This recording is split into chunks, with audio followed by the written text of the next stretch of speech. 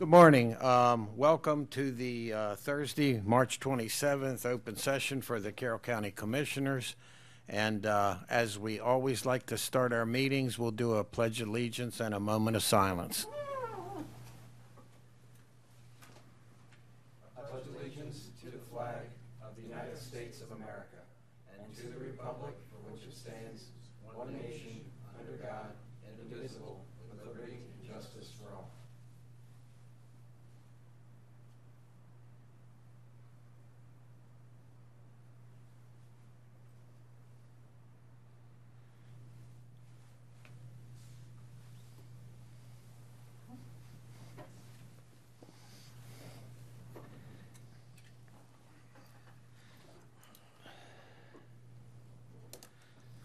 Priority, Carol, I think we start on the left. That's fine. Yeah. Do we care? I don't know. That's right. Commissioner Rothstein, you're first. Okay. Just a couple of things. One, on Saturday, Audrey and I attended the Sykesville Freedom District's firehouse 91st anniversary, and that was always a good time. Always impressed with the camaraderie, in events like that.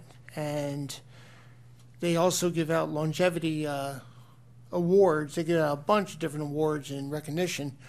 But the longevity recognition, it reminds me when, I was in command a long time ago.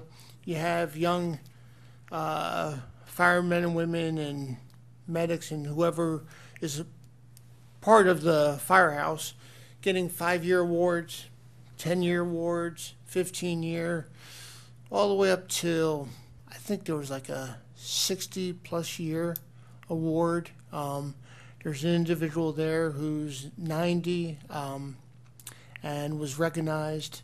It's these firehouses are our community, and it's just always a blessing to participate in those and be invited, and to just say thank you to both the men and women in red and the men and women in blue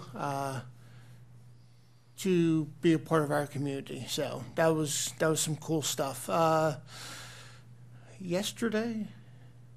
Yeah, I think it was yesterday. The Police Academy, class number 8, graduated. Congratulations to Sheriff DeWeese and his team at the Academy down in, up in North Carroll, the Pantherplex. We attended again to be able to congratulate those young men and women, both here in Sykesville, in Carroll County Sheriff's Department. I think there was a Westminster. There was some Frederick. There was Bowie, Bel Air. It was pretty cool to recognize those graduates, but then also to sit back and listen to some awards that were provided from 2024 to the men and women in blue for different activities, whether it be saving somebody's life from an 11-year-old, I think drowning victim was recovered and saved, and to lots of different activities to keeping our community out of harm's way through the technology of drones and persistence of surveillance and reconnaissance and action. And it makes you feel better that you can sleep more comfortable at night knowing that the men and women in blue are there. And we take the opportunity to thank them and also recognize them yesterday. Commissioner Kyler and I attended the Rec and Parks Advisory Board meeting. Important board, just like all of our boards and commissions, and this is my paid political advisement. I guess not political, but we need help. We need help from the community to continue to volunteer for advisory boards and commissions. You know, I feel confident that I know what I know, but I also feel confident and continuing to feel more confident knowing what I don't know. And the five of us up here don't have the experience, expertise, skill set, eyes and ears to do all the things that I believe are necessary in our community. So we rely on a lot of volunteers. And the Rec and Parks Advisory Board is being one of them. The parks themselves being run and supported by volunteers is just amazing. We could not do the things we do without our volunteers. But if you're interested in a specific board or commission, it's so readily available. One is you can either call one of us, but also on the website for applications. And anybody and everybody is eligible for something. So appreciate attending that. And then lastly, I participate in our governor's Workforce Development Board. I've been a part of that for a handful of years. And yesterday, it's representation from across the state, from businesses, government, and academia. And yesterday's topic, for a large part of it, had to do with now what? Now what do we do when federal government is changing their posture in Maryland and their workforce in Maryland? There are hiring events across Maryland that are getting a lot of attention. There's still a lot of skills out there with younger than me and much younger than Commissioner Kyler, but that have some serious skills to offer. And, you know, what do you do when you have 10 years and all of a sudden you're, you know, told, okay, federal government's no longer an option at this point, find another opportunity. That's what this yesterday's subject was about. There's a lot of federal employees in Carroll County. There's a lot of employees in Carroll County that are reliant on federal contracts and federal opportunities and services. So there's change, whether it's good, bad, whatever your opinion is regardless, there's change. And how do we maintain and keep up with that change? And that's what yesterday's discussion was about. And that's all for now, but thanks. Very well spoken until the age discrimination. There's no age discrimination, it's I facts. think you were intimidating Commissioner Vigliotti No. on his speech, so. I feel a lot younger It now. was just facts, you know. Call it like I say it. Commissioner Vigliotti, please. Thank you, Commissioner Kyler. Good morning, everybody. Just two quick things today. First of all, I want to associate myself with Commissioner Rothstein's comments about the Sheriff's Training Academy graduation, not about Commissioner Kyler's age. It really was a pleasure to join my friends up here at that graduation for the 8th class. And I'm really grateful to see so many men and women entering law enforcement, especially when popular culture and some politicians still create such negative conditions for those men and women. You know, we certainly support law enforcement in Carroll County, and we know that we could not get along without them. So I want to congratulate everyone who graduated and to welcome all of those who are joining the Sheriff's Department or the Westminster. I think Westminster was one of the other ones yesterday who's gaining somebody, I think. Yeah. Yes. So welcome to everybody who's serving in Carroll County, and God bless all of you. And second, we have an update regarding the Maryland Piedmont Reliability Project. And so we learned as of yesterday, the Maryland Department of Natural Resources Power Plant Research Program has analyzed and determined that PSEG's application for the power lines with the Maryland Public Service Commission is incomplete and has made note of this to the PSC, highlighting a number of issues, including why alternative routes were rejected, why routes with lesser environmental impacts were rejected, a failure to define critical terms like unreasonable costs for alternative routes, why routes with the greatest percentage of paralleling to existing power lines were rejected, why existing power lines could not be used, a lack of information about project impacts, and of particular interest to me, the use of, quote, certain unclear or misleading terminology in comparisons between routes made without context. I think as of yesterday as well, the group Stop MPRP has links directly to that report. It's certainly worth reading.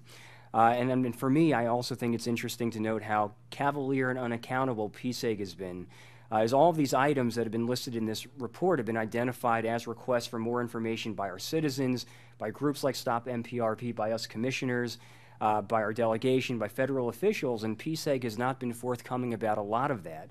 And I think that as we prepare our own case to take before the PSC in the coming year to go against the power lines, I think that's something we ought to include in the case that we make. And that's all for me this morning. Thank you. Commissioner Gordon. Thank you. Good morning. Just have a couple things this morning. Wanted to start off with something a little lighthearted, if I could. March 23rd was National Puppy Day. I don't know if Chris has got the photos or not, but wanted just to mention that briefly. Obviously, a lot of us are dog lovers, so, you know, always nice to have a little unconditional love from animals in our lives and not be able to de-stress a bit at times. Secondly, wanted to mention that had the opportunity last week to be a part of the Veterans Independence Project. They're putting in a number of items over there and doing a remodel. They're putting in a washer and showers for veterans. The event included former Delegate Krebs, former Delegate, now State's Attorney Shoemaker, Delegate Reedy was also there in attendance, as were a number of Westminster City Council members. So always good to see additional things for our veterans in the community. A couple other Westminster things I want to mention very briefly. We have a new tag and title service, Magic, which is located in Westminster, which is a 20-year, two veterans that are, when I say veterans, veterans of the tag and title industry that have been in the industry for 20 years that just opened this business in Westminster. Wanted to mention that. Also, another good local Carroll County Westminster business is Covalent Spirits, just earned 5 medals in the 2025 American Craft Spirits Competition. Congratulations to both of them. Also wanted to mention, I know some people have been curious about this, on 27 there is a boardwalk to speak of. That is not a city project, nor is that a county project. That is being done by the Maryland Department of Transportation to allow sidewalk access on 27.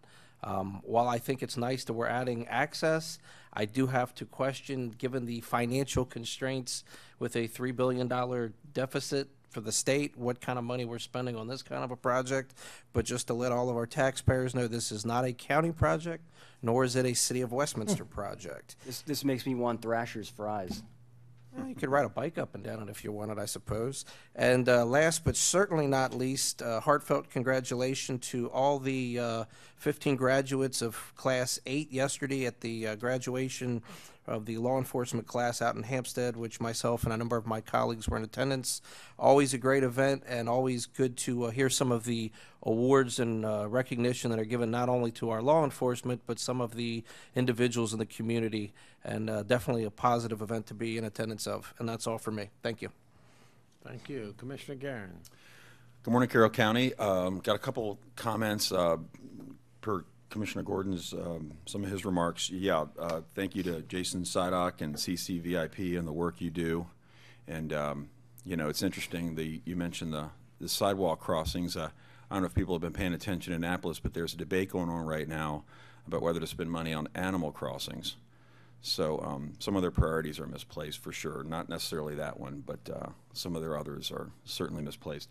I just want to spend a couple minutes this morning talking about Winfield Volunteer Fire Company.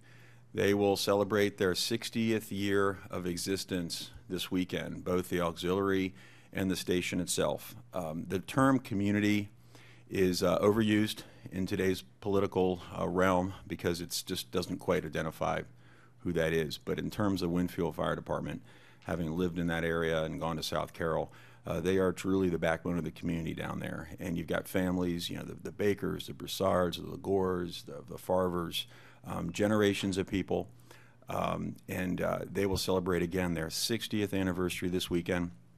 I'm always pleased that my fellow colleagues are always bringing up the fact that you do need to support your local fire department still. That hasn't changed, and I appreciate it being mentioned earlier. But my congratulations to Winfield Fire Company for 60 years of dedicated service, both in response, but also the families, the fundraising efforts that take place.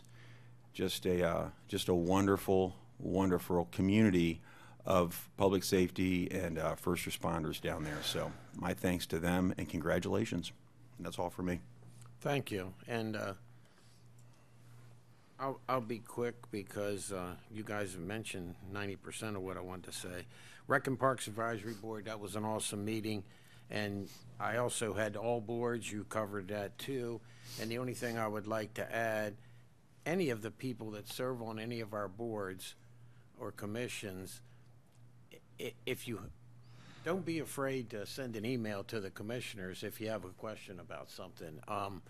It's so nice to attend some of the meetings, and all of us do.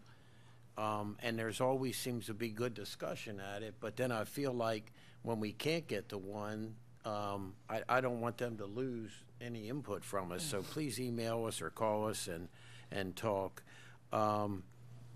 Sheriff's training, and that was awesome, and the awards, and the sheriff, he runs that like clockwork. He apologized because the ending was 5 minutes later than he predicted, but that was pretty good.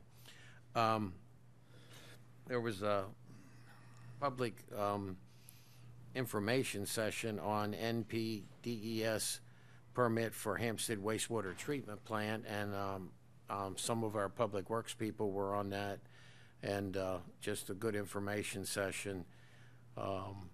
Also, yesterday there was a solar hearing for the Cape Horn Road project. No public comments, but the attorneys, the contractor, the landowner, everybody gave reports, and that was a very good meeting. And we've tried to make sure that a commissioner co-host, which they allow us, PSC allows us to co-host with their judge. We've done that.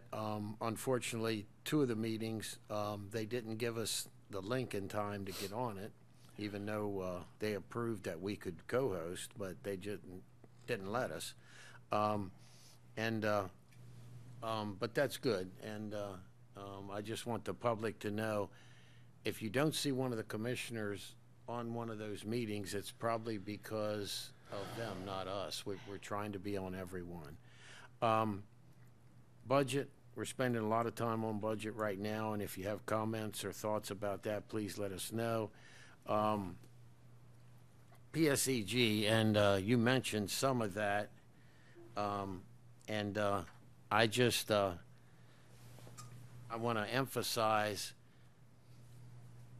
what PSEG is going to say to the Public Service Commission is they can't do everything from the air. They can't evaluate all this from the air.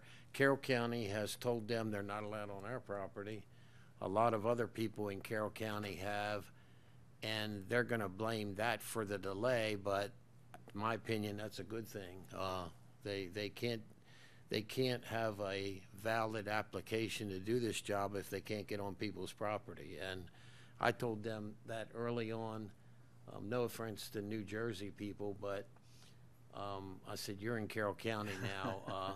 The fact that you want to throw some money at this isn't going to impress people. They're not going to let you on their property. And so far, that's worked out.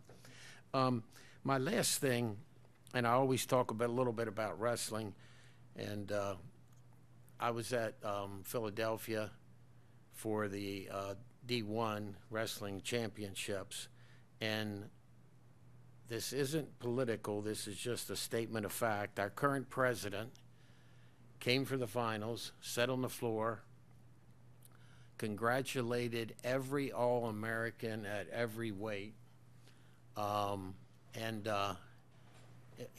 just that was awesome. There was probably 10 people there, a senator from Pennsylvania, his press people, Elon Musk in his sweatshirt. Everybody else had ties on. But it's just awesome that they come and do that. Well, then last night I talked to a Secret Service guy, ex-Marine, Purple Heart. I mean, those guys are amazing. It was interesting because I told him, I said, Miss Rhonda was looking for you because if you were in Philly, we thought you could get us a better seat near the president. Well, he wasn't because Vice President Vance wanted to go to Camp David with these 3 kids, and so he was there. But we talked about security, and I just said, here is the President of the United States sitting on the floor, Secret Service and security wasn't that visible. There were more uniformed people in the building, but he's sitting there in the middle of 18,000 people. And one of the wrestlers grabbed him and did a little bit of a wrestling tie-in. One of them wore an American flag and saluted him, a second lieutenant in the Air Force. But I just think that's awesome. But more importantly, we forget sometime until something like Butler happens. These Secret Service people, they are just awesome, and they do their job. They're discreet about it, and I think he must very much test them on how to keep him safe. And I just think it was awesome to hear from their side of the fence how it is. And some more of that maybe I'll share with you guys. I don't want to get political, but they've done a lot of presidents. I'm done for priority, Carol, and we're ready for a legislative update.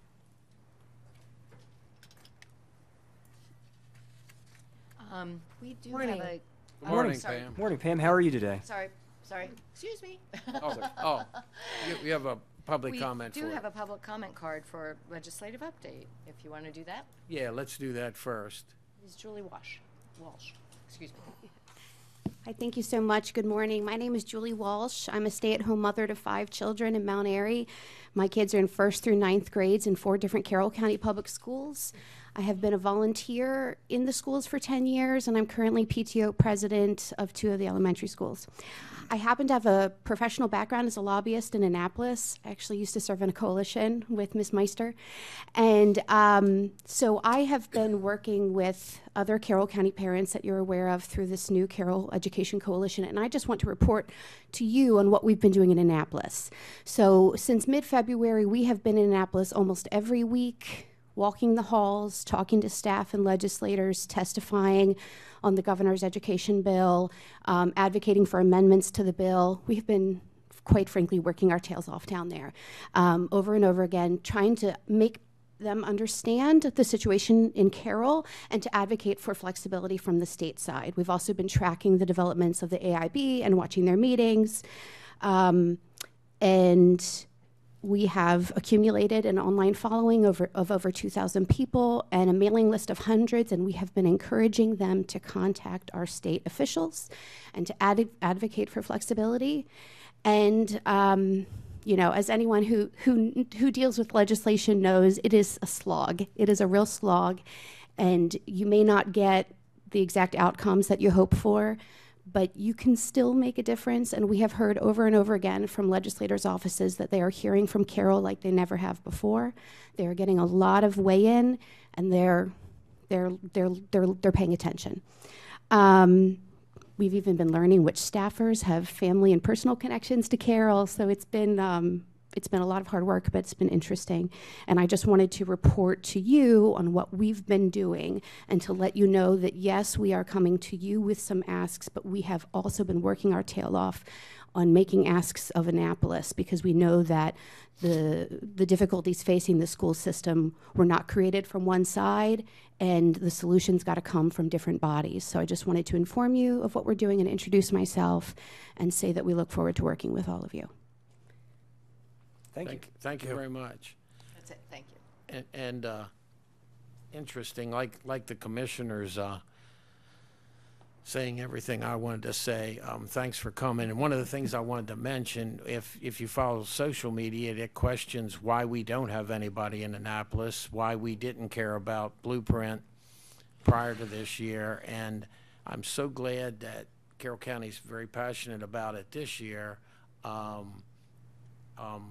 Several of us have been to Annapolis almost once a week for years, and I know I personally, through MABE, started fighting Blueprint back when it was still the Curran Commission, and pretty much anybody that paid attention back then predicted this year coming. And one of the sad parts, I think, so many people love Blueprint because it was going to help educators with their pay. And I said back then, if they do it like they plan, we're going to get to a point where the schools can't afford to give the teachers raises because of the other Blueprint expenses. And that's where we are now.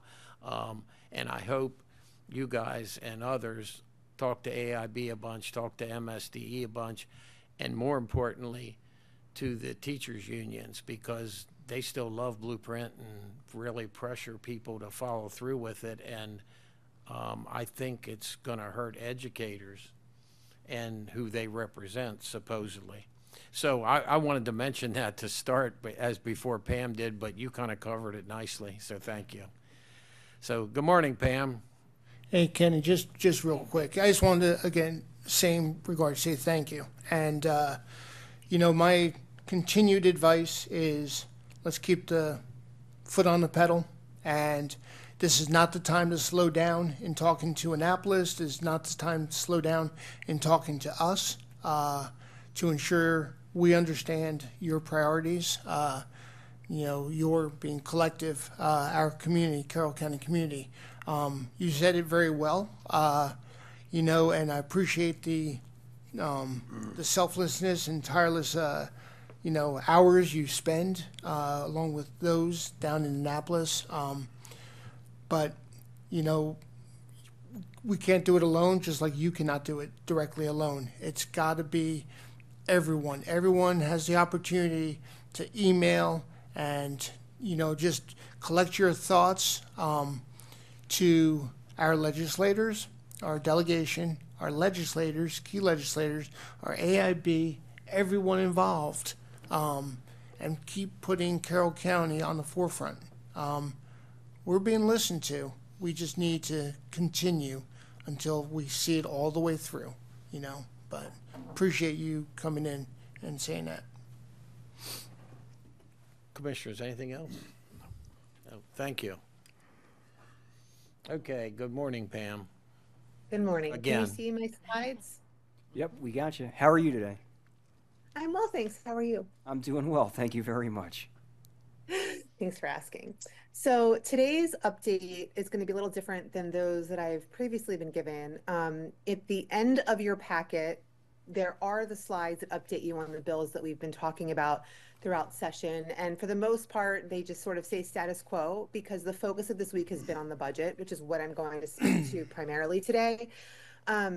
As you know, and as anyone else watching likely knows, Maryland has faced an excess of $3 billion deficit this year, and lawmakers are tasked with the responsibility to cut spending and increase revenue to balance this budget.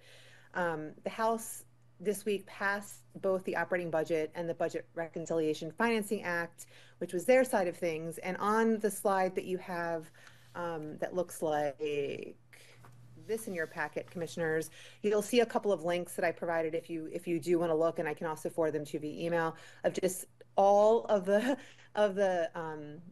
amendments and descriptions and reports, and there's hundreds and hundreds of pages. So what I'm going to try to do today is start off by talking a little bit about the process. I know you're all aware of this, but I don't know that everyone else watching is, and I think it's important to give this context so that those who are advocating for this understand the complexity of the tasks before the governor, the General Assembly, and all of you in advocating for Carroll's best interests in the administration in the county. I'm not going to go into every little detail, but I do think it's important for people to see that this isn't a year-long process. This isn't something that just happens during session. It starts with departments providing information to the governor and the governor putting together his proposed budget, and then session is when the General Assembly intervenes, and it becomes a year-long process. So this is something available on the state's website, and I can forward to anybody that needs a copy, but it's outlined pretty clearly for you commissioners, just so you have some of the nuts and bolts here. But I think just to kind of dial it down a little bit and talk about a few things so that anyone watching understands where we're at in the process. Governor Moore, and any governor, has executive powers to set the revenue estimates that establish the basis for state spending, and the governor is required to submit the balanced budget to the General Assembly early on in session, and then the proposal includes all of the planned expenditures for the fiscal year, and there's like the budget bill, and then there's a detailed books that the legislators get, and it's a very big process. And I'm explaining this because if anyone listened to any piece of the House debate over the last few days this week, you're going to hear lots of references to why people have asked a special order, which means wait on some of the discussion for the bills, and why they're speaking to these complexities, because it's very difficult and a lot of work for people to understand each individual line item, but also how it impacts things. So I'm going to try to glaze over today and review some of the things that we've talked about that I think specifically are a priority for Carroll County. But if there's anything that I haven't touched on that anyone has an interest on, let me know, and I can make sure that I research this and let you know where it stands currently in the process. But at this point, I think it's important to recognize where we are, which is the legislative piece of this. And the General Assembly can only cut the budget. They cannot add to the budget, and they cannot rearrange items in the budget. And this is something that a lot of people don't understand, and I think it's very important to touch on as we go into this, because it's required that the state operating budget is balanced. When it's submitted to the General Assembly, the governor cannot veto it once the legislature has passed the bill, and the operating budget becomes law immediately. So there's only so much that the General Assembly can sometimes do to change things as well at this stage. And that's why it's important to stay engaged throughout the year. So if there are things that we're hearing and seeing and disliking that we can't change right now, we can talk about that for the next budget. But getting into the particulars of where things stand right now and jumping right in there have been from the House perspective, they've gone through the bill. The Appropriations Committee and the subcommittees have all gone through all the hearings. They've been reviewing all of the things that we've sent letters on and others have sent letters on. And this is where their budget has passed and where they are landing on some of these issues. For the major budget cuts, they're saving towards the $3 billion, about 2/3 of that here through making reductions. It's cutting some state jobs. There's reductions to Medicaid in certain areas, to some of the child meal programs, tourism budget, some anti-poverty grants. And this is pretty significant, and obviously something that everyone has an opinion on what should have been cut versus what shouldn't have been cut. But there are also tax increases through legislation and such that are contributing to raise the other $1 billion. And these are important, I think, to go through, because what you would hear if you listen to the debate, and I'm going to get a little bit into that shortly, is a lot of conversation about how no one's being taxed, or very few people are being taxed in the state. But they're talking about your income taxes. These taxes are widely impactful across the state, and something that most people at some point will see in their wallets, and the things that I think you see on a local level more indirectly, I guess, and something that we've talked about a lot of these issues, but I want to go through a few of them for you now so you know where they stand. There are a few others, but I tried to pick the ones that I think we've heard the most about. So to help fill the remaining budget gap, the House is planning to raise $1 billion by increasing a 3% tax on IT services, which is about $500 million, applying the 6% sales tax to vending machine sales, increasing the excise tax on vehicles 0.8%, so from 6% to 6.8%. There's a higher cannabis sales tax for legal marijuana purchases going from 9 to 12%. There's an increase to the tax on sports betting by 5%, which is 15 to 20%. They're increasing income tax rates on individual earnings above $500,000 to 6.25%, which is up from 5.75%. And for those people who earn above $1 million, it's going from 5.75% to 6.5%. Governor Moore has said that the increase for affected Marylanders would average about $1,800. The limit on tax deductions, it's continuing to allow taxpayers to itemize deductions on their taxes, but limiting how much can be deducted for people who earn more than $200,000. Increasing the standard deduction that individuals can claim on their taxes by 20% to $3,500 for individual taxpayers and $6,700 for joint filers. There's a 2% surcharge added to capital gains for filers with more than $350,000 of income, with a portion of that money going to transportation funding. They're setting a maximum local income tax rate of 3.3% for counties in Baltimore City, which is a 0.1% increase. It's 3.2% currently, and enacting a corporate tax reform called combined reporting. So while all this is happening, there are some programs that were up for cuts or things that we were worried about at different points may not keep funding. These include restoring $300 million supporting people with developmental disabilities, which had previously been cut by the governor. They've put that back in the House. A $27 million for Trade Point Atlantic, which is a business development project. $200 million was set for state employee salary raises, $5 million for juvenile services, and $52 million for cancer research that was at risk of federal funding. Additionally, the Blueprint formulas are fully funded, and that's something that obviously we've talked a lot about, and there's different definitions for that. Pam? Yes. And I know you've heard it, and I just wanted to mention, and the bullet point's correct, the formulas are fully funded, Blueprint isn't fully funded, and right. Our public comment mentioned we don't feel it's fair for Carroll County, and I'm so glad that so many people were making the noise about it. But one of the talking points, you've heard it with MACo, the formulas were created in, I think, 2018, and there's been no adjustment to the dollars for inflation in 6 years. So that hurts us even a little bit more. Yes, so that actually is a really great segue to when I talk about the political debate, because a lot of what is being talked about really isn't accurate exactly the way you're talking about Blueprint. It's fully funded based on the formula, but the formula doesn't fully fund what the counties need.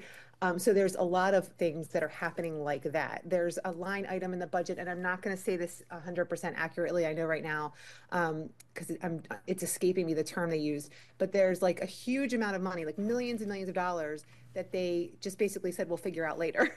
But it balanced the budget the way they passed it, but it's still undetermined where that money is coming from. So there's a lot of things, if you really understand and look at the details and are in all of the backroom conversations, that appear to have a balanced budget or appear to have not a lot of taxes on Marylanders, but in reality, that's not actually where it's going to fall down.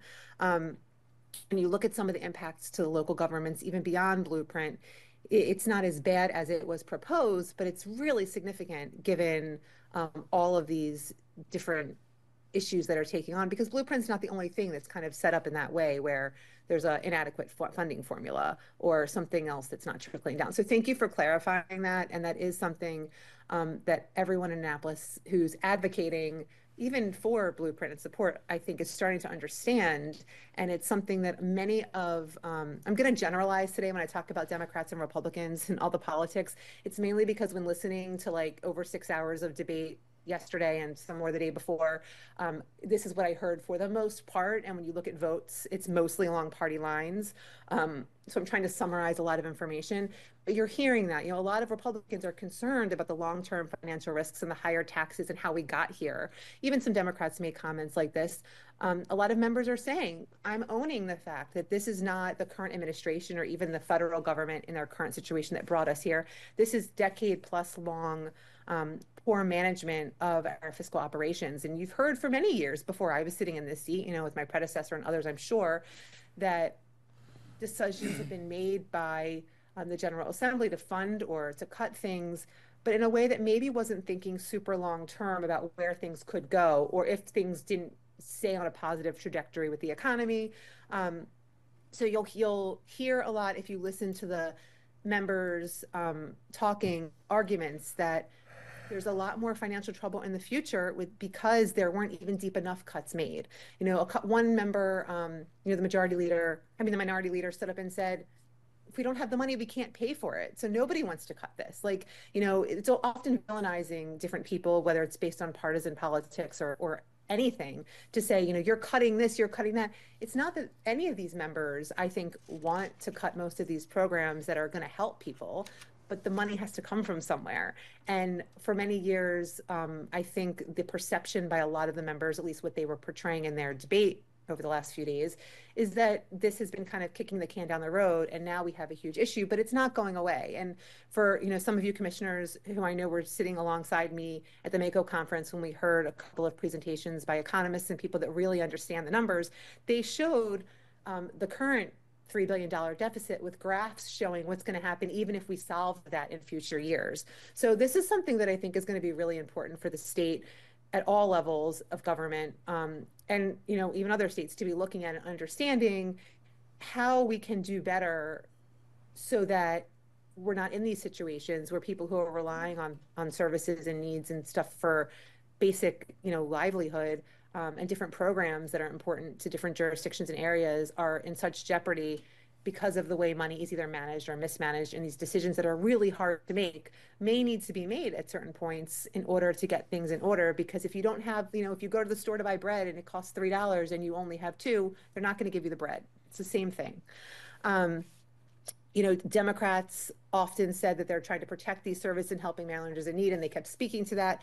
It was a big debate back and forth. And I was reading an article this morning, actually, just while I was waiting for this to start, and it was kind of humorous in how the members, obviously address people very formally, like gentlewoman, gentle lady, gentleman, friend, but it didn't feel very friendly in some of the debates. And I can say that was true because people feel very passionate. They're all coming, there with, I think, what they believe is, the interests of their constituents in mind, and it's not always the same.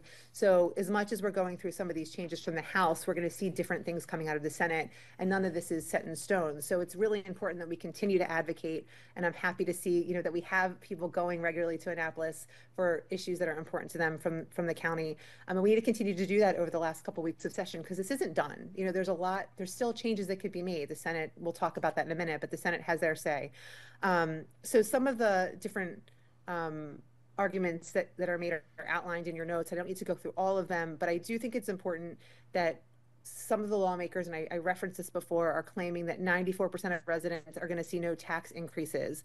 But I think that, as you can see by what I've outlined here, it may not be direct to their income taxes, but it's going to be in other ways. So it's important to look at some of those increases in the proposed cuts and such, and if there's anything that you think really is disproportionately going to affect Carroll County, let's talk. Because at this point, what's happening next, the Senate is going to review this bill and make changes before the final version is approved, and then there'll be a conference committee to go through the differences, and likely they'll look at finalizing transportation funding and some other of the more nuanced issues. And I think that's important to really think about. And in addition to just talking about the operating budget, we've talked about some key concerns for the Budget Reconciliation and Financing Act, the BRFA is what we call it. And from what I saw, I believe at this point, the House blocked the full shift of the teacher pension cuts to appropriate, so it's only the 50%, not the 100% shift, excuse me. Cuts to program open space funding and reductions to the enterprise zone tax credits.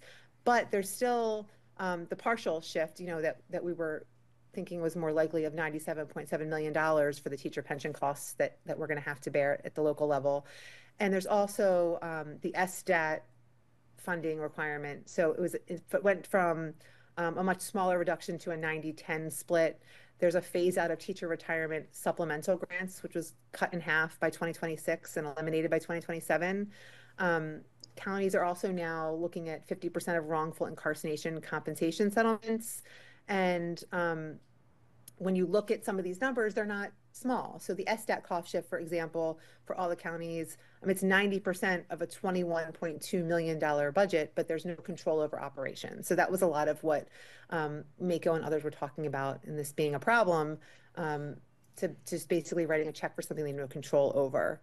I'm trying to think if there's anything else important that I haven't.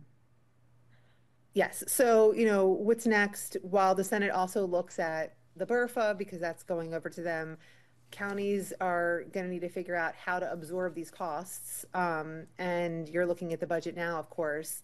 And, while trying to avoid worst case scenarios at all levels, there's a lot trickling down.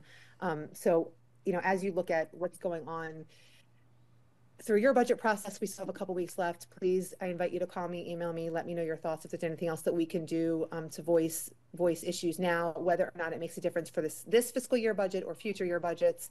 Going back to that initial slide when we started talking about it, this is a cyclical process that goes on from year to year, and the problem is not going to end regardless of what comes out by sine die.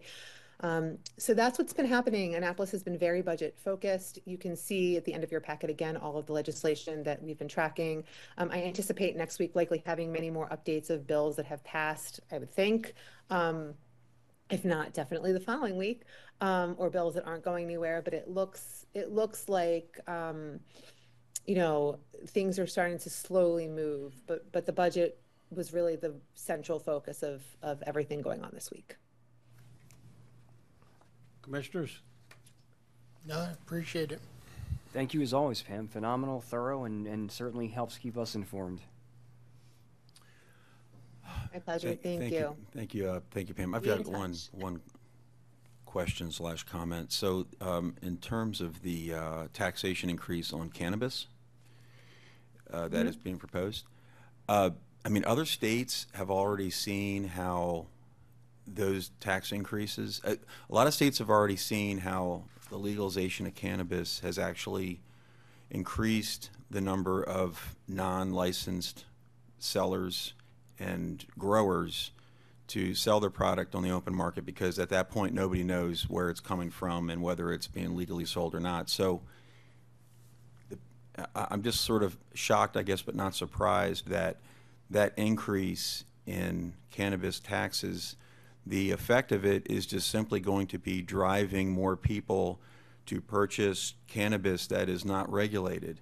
And once people have it, you don't know where it comes from. It's not like a can of beer or something to that effect. It is what it is. So was there any discussion or realization of that in Annapolis, that this tax increase is actually going to really reduce the amount of revenues coming in and just make the situation even that more acute and worse? Was there any discussion of that at all, that this is going to make things worse? I'll have to go back and listen specifically for that. It's not coming to mind, but it very well could have been brought up and I just didn't hear it, or it could have happened behind closed doors. It's a very good point.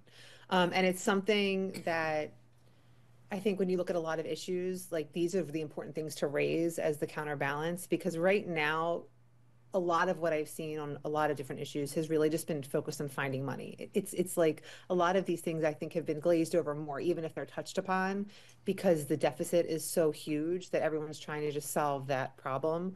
But I think that's really important to raise. And I will go back and see if I can find anything in any of the hearings or even subcommittee conversations, and reach out and see if anyone has heard that point. And if not, I think it's something important.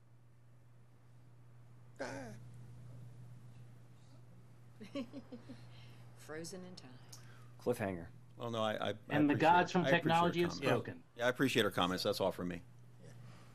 Okay, and I think your screen might be frozen, so if you can hear us, thank you very much. back. And yeah, you're back. Thank you very much, and we'll hear from you next week.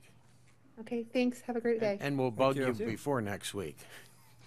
Yes. See ya. Okay, Citizen Service is going to talk us about an application and acceptance of award for youth and family engagement diversion application and acceptance. Good morning to you both. Morning. Good morning, Commissioners. Morning, Commissioners. As you know, I'm Celine Steckel, the Director of Citizen Services, and I'm joined by Ed Singer, who is our Local Management Board Manager. And we're here today seeking approval to submit the FY24 Youth and Family Engagement Diversion application and accept the award. I'm going to have Ed explain this funding. This is really just a pass-through funding program for us that we then support this through our Carroll County Youth Service Bureau and the services they provide with partnership with Department of Juvenile Services. Yeah, so essentially what this is, and this program's been in place for a number of years now. DJS has a need for behavioral health services that they can't meet internally, and they look to us to contract with CCYSB to provide case management services and other behavioral health services that are available through the continuum of care at CCYSB, and it's billed through the local management board and reimbursed through the state. Essentially, as Celine said, it's a pass-through grant. Serves only those youth and families that are involved with the criminal justice system. There's some cooperation between DJS and us in evaluating and looking at the program. So, but only folks involved in the DJS system are eligible for this program, and it's completely funded by DJS. $0 county match. $0 county match, that's correct. I'll make a motion to approve the submission of the FY26 Youth and Family Engagement Diversion application and accept the award. Second. I have a motion and a second. Any further discussion or questions? All those in favor? Aye. Opposed? Thank you. Thanks, you, Commissioners. We now have a public hearing involving Citizen Service for the Community Development Block Grant. And Mr. Burke, do you have anything to tell us about the public hearing? No, I don't believe this is the first time you're hearing about this. This is required by the federal government that you have several public hearings. With us today is Celine, as she introduced herself earlier, and Deb Standiford from our grants office to give you the highlights of what's being proposed today. Okay, so we're here today to open a public hearing for the Community Development Block Grant COVID Round 3 funding. This funding exists and is available to local governments with neighborhood revitalization, housing opportunities, and economic development, and improving public facilities and services with projects to benefit low and moderate income persons. We had come before you to announce that we were going to be hosting the public hearing, and today we are here before you to seek public comment about these services. We are proposing, excuse me, we're proposing an application that includes 3 different projects. The first project would be with Westminster Rescue Mission. They're seeking staffing funding support, and then equipment for food distribution for a total of $283,809. Human Services Programs is looking to increase their rapid rehousing dollars. And then we also have Citizen Services looking to increase our rapid rehousing dollars for youth, and then also to have some additional funding for administrative fees for oversight of the program lines. That being said, we are seeking if we have any public comment on this grant application. Any questions of staff? And all of the numbers that you just read are on the next page. Yeah, because this is the first motion about the public hearing and any public comment. And Debbie has some language we need to add. To have into the record. I just want to mention that the public hearing was advertised on the 20th of March. And if anyone in the public wants to see the application, they can contact the Carroll County Grants Office here at 225 North Center Street. Call me, 410-386-2212. For a copy of the application. Have you heard any feedback?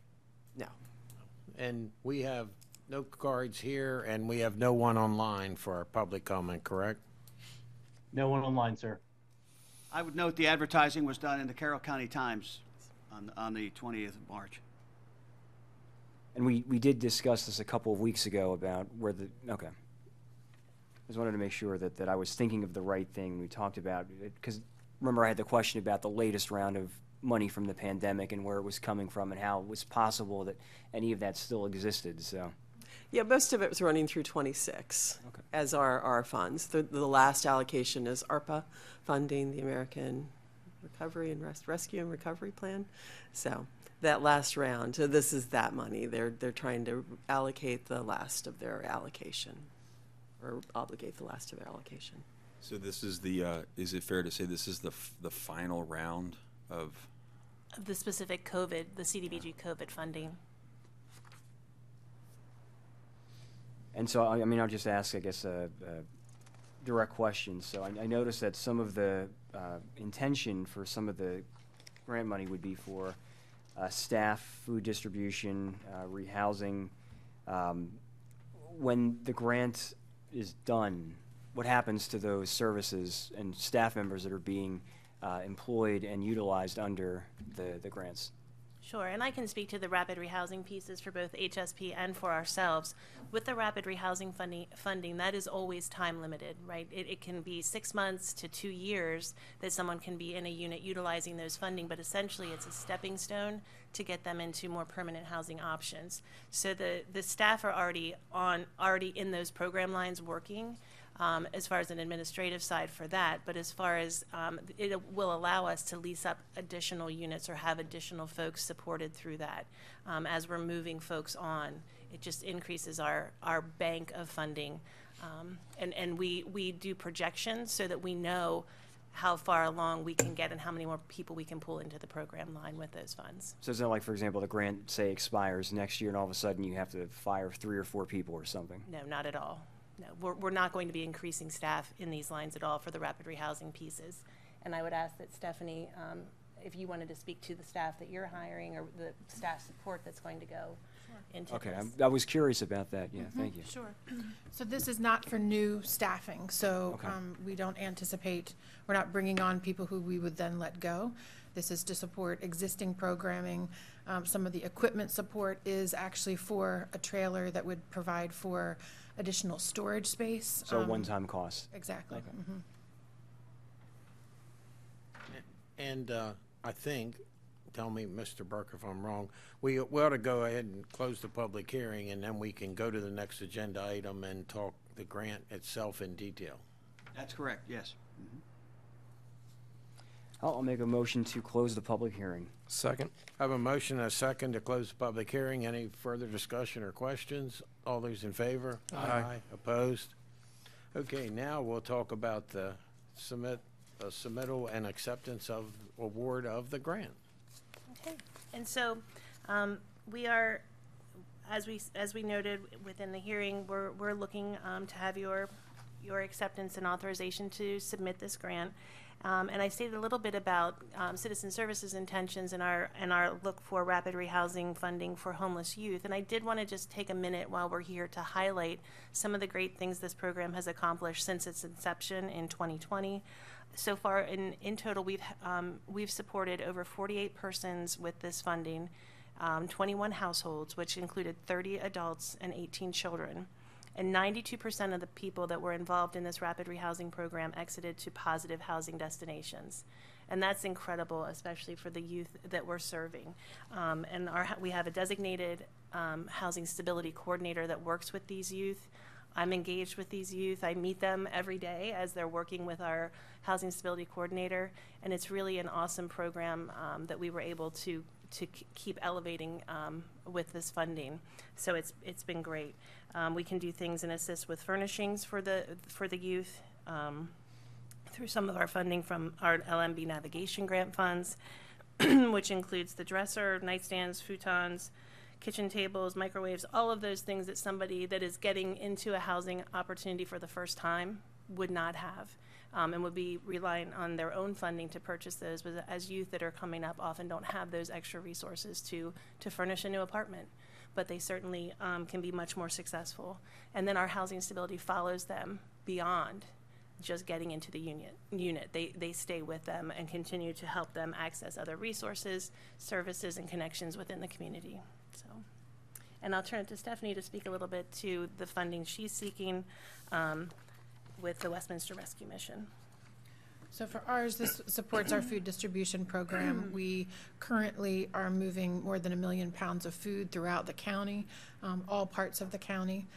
And what we are experiencing right now is just we're running out of space. And so this would be an additional trailer that could be refrigeration or freezing.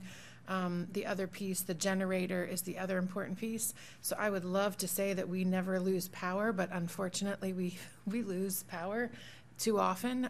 And that's a big risk for us. And having to come up with creative solutions for food during those times is difficult. And so the generator will help us with that. And the staffing costs are for the staff that we currently have to support those. And then also Scott Yard with HSP, if you want to step to the mic and share about the rapid rehousing funding that you're seeking. Sure. Hi, good morning. HSP is the rapid rehousing provider for the adults for the Homeless Solutions Program. We receive roughly $150,000 to maybe $200,000 a year in rental rehousing dollars, and that includes case management and staff that we already have on board. What this is going to do is allow us to help an additional 5 to 10 individuals on top of the already 30 to 35 individuals or households that we support. And it kind of varies. The reason we say 5 to 10 because we have an eligibility list where people are chosen. The individuals that have the highest need get selected. It could be a family of 4, so the rent is going to be a lot higher, or it could be an individual where the rent's a lot lower. So it varies greatly depending on who is eligible at the top of the list based on the highest amount of need. Thank you. And then a $0 county match. Correct. So I want to talk about our senior centers for a moment. Does any of this money touch our senior centers in any way to assist them with their operations or what they're trying to accomplish on a daily basis? The community development block grants do not touch our senior centers typically unless we're doing a project, a capital project, because a lot of the CDBG funding comes in that way to support a build out or a renovation. We could apply for some if it times up. But it does impact our seniors because some of the seniors may have access to these rapid rehousing dollars if they are homeless, and they may be coming to our senior centers for congregate meals every day. And this is another resource that if they are and we have had some of our seniors that attend the centers that have accessed rapid rehousing dollars to get into a unit. I can just speak to the Mount Airy Senior Center and my own observations there, that there are certainly some things that need to be done, and there's projects that are on hold or not even, close to being funded. This is the final round, however. This is the last opportunity we have to apply any of these grants to improve our senior centers with grant money. Is that an accurate statement? I can answer a piece of that, and Debbie can probably pull in also. This money was specifically targeted, this COVID round 3 funding was specifically targeted for homelessness and food resources. So this wouldn't have been available for capital projects. We will have access to additional community development block grant fundings. They have 2 seasons of awards per year, 1 season in the spring. I was thinking it was 2. Maybe I was getting excited because this was the other one during COVID years. But one season every year in the spring that we can apply for CDBG, and that will continue as far as we know at this time. Okay. I'd like to see the staff focus on that because I don't think Mount Airy Senior Center is probably the only senior center in the county that could use some help.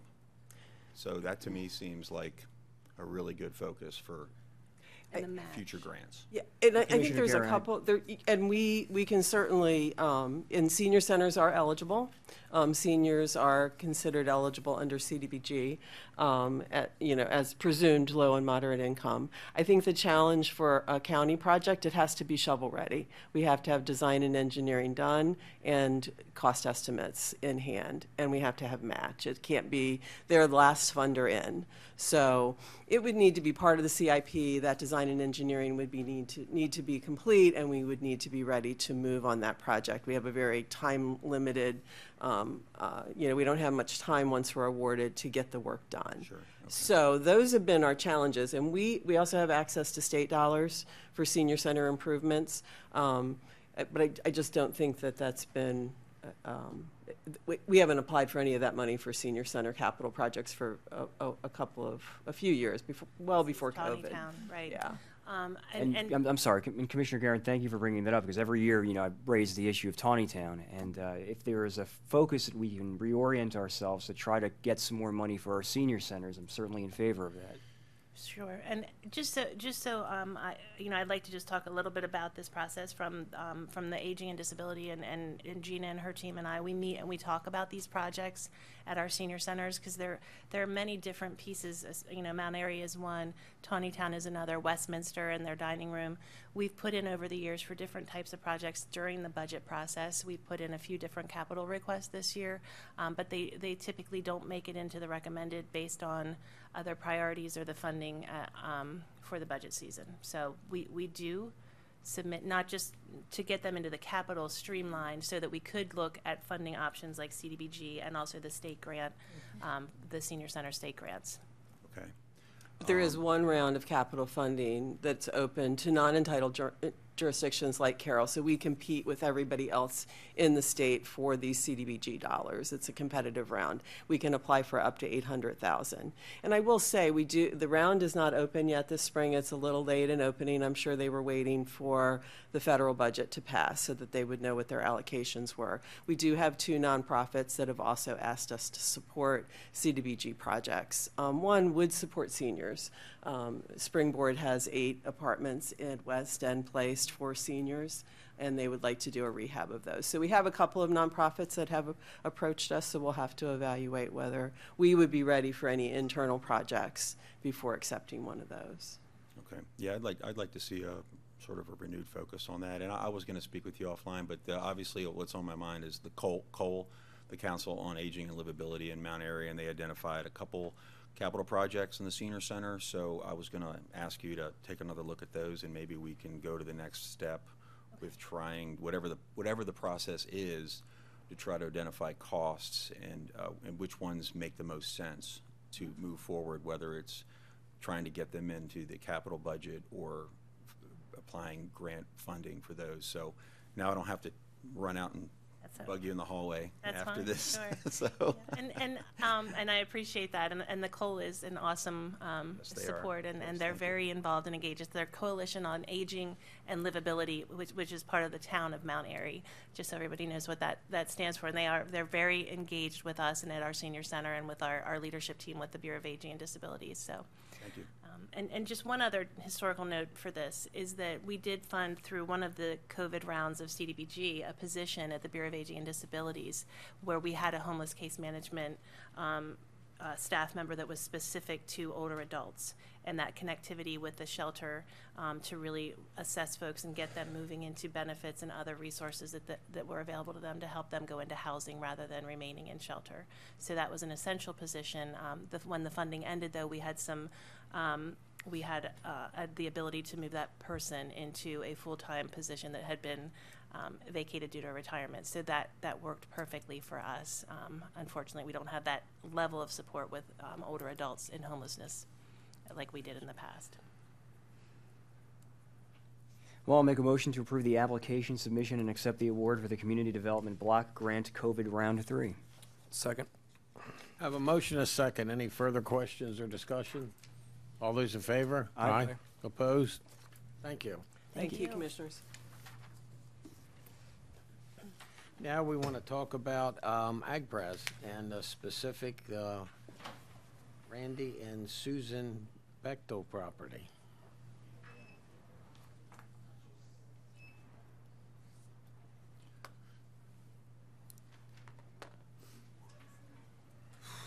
Morning.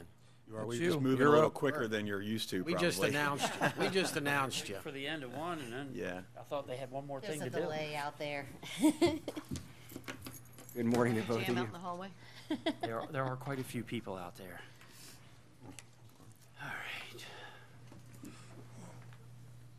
Good morning, Commissioners. Good morning. Glad we made it in here on time. We appreciate the time before you today. We're coming to ask for final approval of a county program property that is going to add to the 80,637 acres that we already do have. This is the Randy Bechtel and Susan A. Bechtel property. We do have Mr. Bechtel in the audience today, so really glad to have him here. This farm's located on 1439 Old Tawnytown Road in Westminster. It's a 60.02 acre farm. We are not retiring any lot rights. This is a remainder property. We are protecting it against commercial uses and any zoning changes. The fair market value of the land only is $165,675.89 per county points-based appraisal. The cost of the county will be $115,973.12, which equates to $1,932.24 per acre, which is 70% of the fair market value. This is how the farm sits in relation to other ag easement properties in the area, right in between Tawnytown Pike and Uniontown Road. Are those lots of opportunities surrounding it? We do have several opportunities in that area, yes, sir. What's the one to the southeast, a very large parcel? Right next to Yeah. the development, Mhm. that's an old horse farm Wow. there. It's currently for sale. Is it? Yes, sir. Are you interested in a horse farm? You have a few race horses we didn't know about? Used to know. Off the track. It's a nice little area. My farm's in this area too. Awesome. Here's some of the cattle handling facilities the Bechtels have at their place. They have a Hereford farm, a lot of good show animals, very prominent in Carroll County and, sometimes throughout the country, depending on where they're showing. Beautiful property. It is a beautiful property. So once again, we're here for final approval of the Randy L. Bechtel and Susan A. Bechtel property located at 1439 Old Tawnytown Road in Westminster, 60.02 acres, with a fair market value of the land being $165,675.89 per county points-based appraisal, at a cost to the county of $115,973.12. I'll make a motion to exercise an option to purchase an easement on the Randy L. Bechtel and Susan A. Bechtel property in the amount of $115,973.12. Second. I have a motion and a second. Any further questions or discussion? All those in favor? Aye. Opposed? Thank you. Thank you, Commissioners. Appreciate it. Oh. Now we want to have a discussion and possible decision on development allowances for residential development, chapters 155 and 156. Morning. Good morning, Commissioners. How are you today? Good. How are you doing? Doing fine, thank you. Lauren, how are you? Very well, thank you. I wondered Is that who like was an going to make afterthought? sure she couldn't stay quiet. Oh, no, because Kenny said, "How are you?" to Chris. I wanted to make sure someone got Laura. You I know. appreciate it. That was like an I just came to be quiet and smile, please. No, Lauren, I care. So I'm not sure about this, but yeah. So we're here this morning for potentially the final discussion on this proposed legislative change. So just a quick summary of the recommendations that we've been discussing over the past couple months. So we're talking about three separate sections of county code. 155.032 D10, which relates to a limitation on recordation of lots in a subdivision. Currently, the code limits 25 lot recordations per year, and the recommendation all along has been to remove that section of code. The next section is 156.04B, which is basically a tool that allows the Board of County Commissioners to impose building caps if we have significant development. And because there's no immediate effective implication to that, that it's basically giving you the power to do something, but it doesn't require you to do anything, we felt it appropriate to just leave that as is. And then the last change is 15604E, which is building permit limits. And the recommendation has been to increase that from 25 to 50 per year in subdivisions, which seems to be in line with our discussions with the development community. Increase from 50 to 100 building permits per year for multifamily. And then to expand the waiver process to include those single-family subdivisions, to put in to allow a waiver process that's relatively simple to go through. It's essentially a waiver to our department, and with good reason for a waiver. So that is essentially all I have. We are here to answer any questions. I did provide a final slide. The only code change where we're rewriting the code is 15604E, and so on the left is the existing code, and on the right is the proposed if we need it for reference.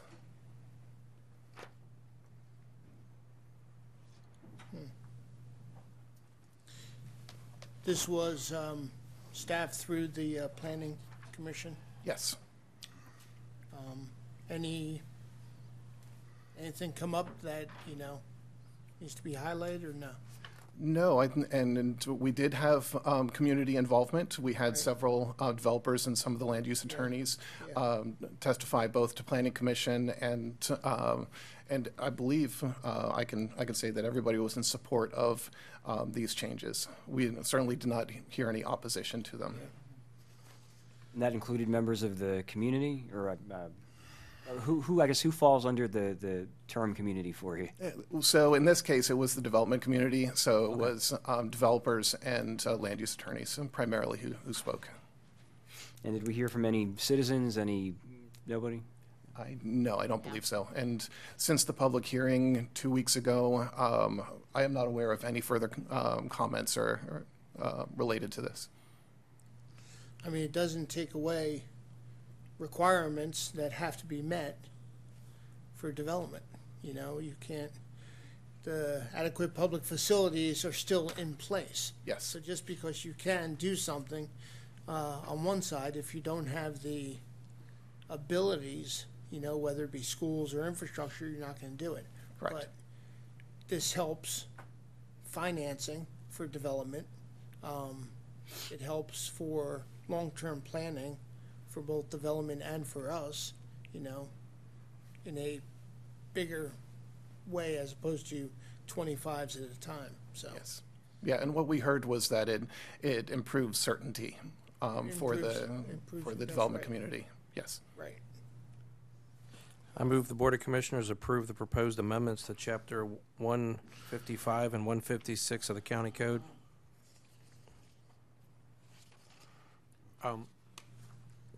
Before a second, we need to approve or deny, correct? Need to what? So the board obviously has the option of either approving this or denying it. Yeah, so you need to pick one of the words. I said approve. You said approve. Yes. Okay. Second? I'll second that. Okay, we have a motion and a second. Any further questions or discussion? So I'm sorry, please. Go ahead. Please. No, please. So the two questions I had. So I know the limit at present is 25, and I know that was instituted to help curtail some massive unchecked growth. What was the limit prior to 25? I don't believe there was one. We would have to go back probably to 1965. Well, so the APFOs were first discussed in 1991, and then in 1998 our APFO code was put in place. So we'd have to go back that far to, and I don't know off the top of my head. Okay. And I know a while back we had decided to institute the potential for DARA agreements. And would something like a DARA work into this in some way, shape, or form? Especially if it's like a multi-year project or something. Sure. I mean, I guess if a developer was interested. So, I mean, obviously we can't force it on someone. Right. So the DARAs are primarily related to the development process. So what kind of codes are in place and so on. An agreement between the county and the developer that each will do certain things so there's certainty through the project. The code as related here to building permits, I'd have to think about whether that would apply, but certainly the DARA could speak to this. And there are, because there's an allowance for a waiver, I'm playing lawyer here. Right. That's a dangerous thing. Yes. You're in between Yes. two lawyers. And so and you got where I was kind of going with this. Yeah. So if we have DARs in place which would allow us to create that waiver, okay, instead of 25, we'll give you 50 houses. Is the change in this code necessary given that we already have the flexibility to increase the number of... So I guess what I would submit is that the DARAs would only apply to certain projects and very limited on those. These regulations, these codes apply to all projects. So it's very possible for a development project to come through the process where they're just following the regular rules and the developer doesn't feel the need to have a DARA, and then would just adhere to these rules. Yeah, I think the DARA, is going to be used more as an exception to activities. It's not going to be like we're going to have 10 of them in place at any given time. We may have 1 or 2, whereas this, it's going to be part of the rules process for developers, but it's still, this doesn't, and that my big issue was that this does not conflict with the public facilities, because that still is the, is the check that has to be made. Yes. So. I certainly take that point. I guess and I don't want to trample over Commissioner Guerin's time, but for me anyways, I'm almost thinking that if a developer is that interested in building X number of houses, they would have the developer rights and responsibilities agreement that they could enter into. And that's just me, but Yeah. I certainly understand where you're coming from. Yeah, I just think that the DRRAs are, I want to say if we don't have to put one in place, then don't want to put one in place. It's just more levels of bureaucracy. I've said often, and to my good lawyers to my right and left, but especially one in the back, I want to put them out of business. I want to make it less, lawyer engagement and more codified in ordinances and laws on what we can and cannot do.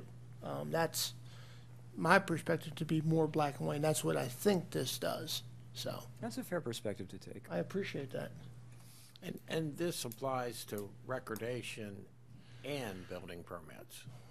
So what's on the screen right now is specific to the building permits.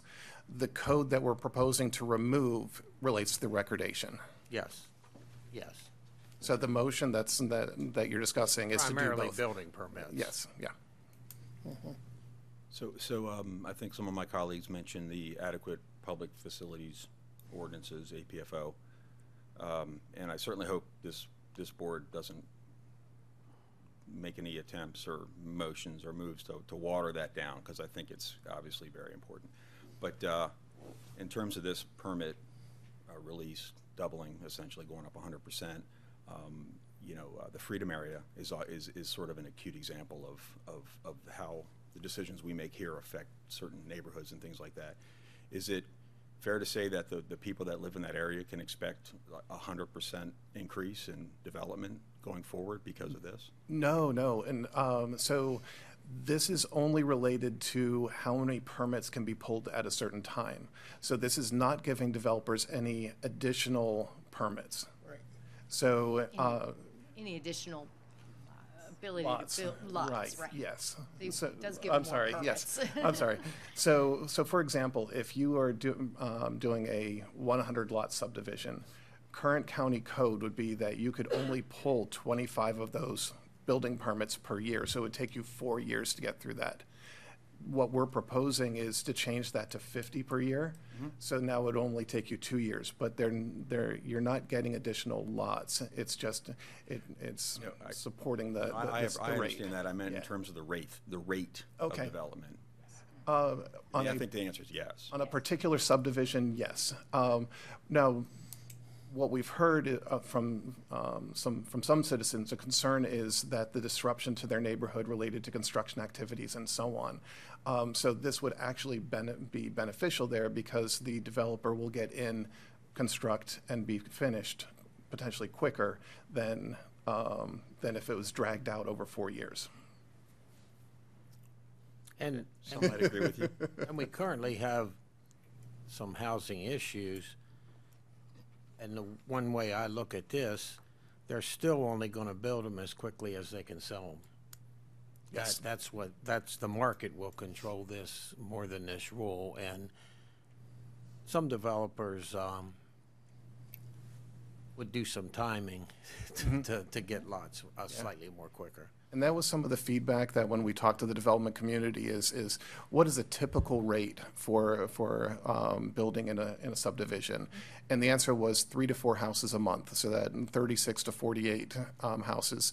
So that's where we felt it appropriate to not hold them back, and that increase from 25 to 50 would allow them to meet what we're understanding is a typical rate. Any further questions or comments? All those in favor? Aye. Opposed? No. No, just because, again, I feel that the DARA would help us in this instance. I don't, disagree necessarily with increases of the numbers or anything. It's just I feel that the DARA is a bet for me. Anyways, I think a DARA is a better path to try to contend with it. But I certainly understand where my friends are up here. Yes. So. Yeah.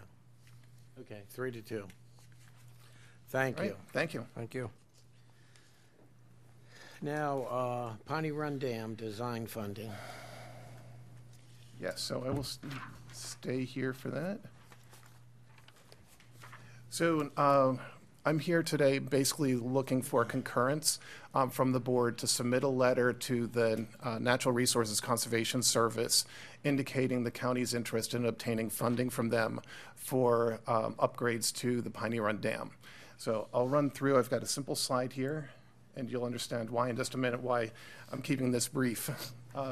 So essentially, the Maryland Department of Environment is the regulatory authority over dams in the state. And I believe it was 2018 or 2019 that MDE expressed concerns about Piney Run Dam, that from a functional perspective that there may be some issues. What I want everybody who's listening and to understand is that this is not a critical issue, that there's a danger at the dam or anything like that. The dam is in excellent condition. It's very well maintained, and every year county staff as well as staff from MDE inspect the dam, and we've gotten very high ratings every year that we inspect it. So this is not a imminent danger sort of situation. I don't want to sensationalize this. But MDE did raise some concerns, and they essentially gave us, they directed us that we had to analyze the dam to determine if their concerns had merit.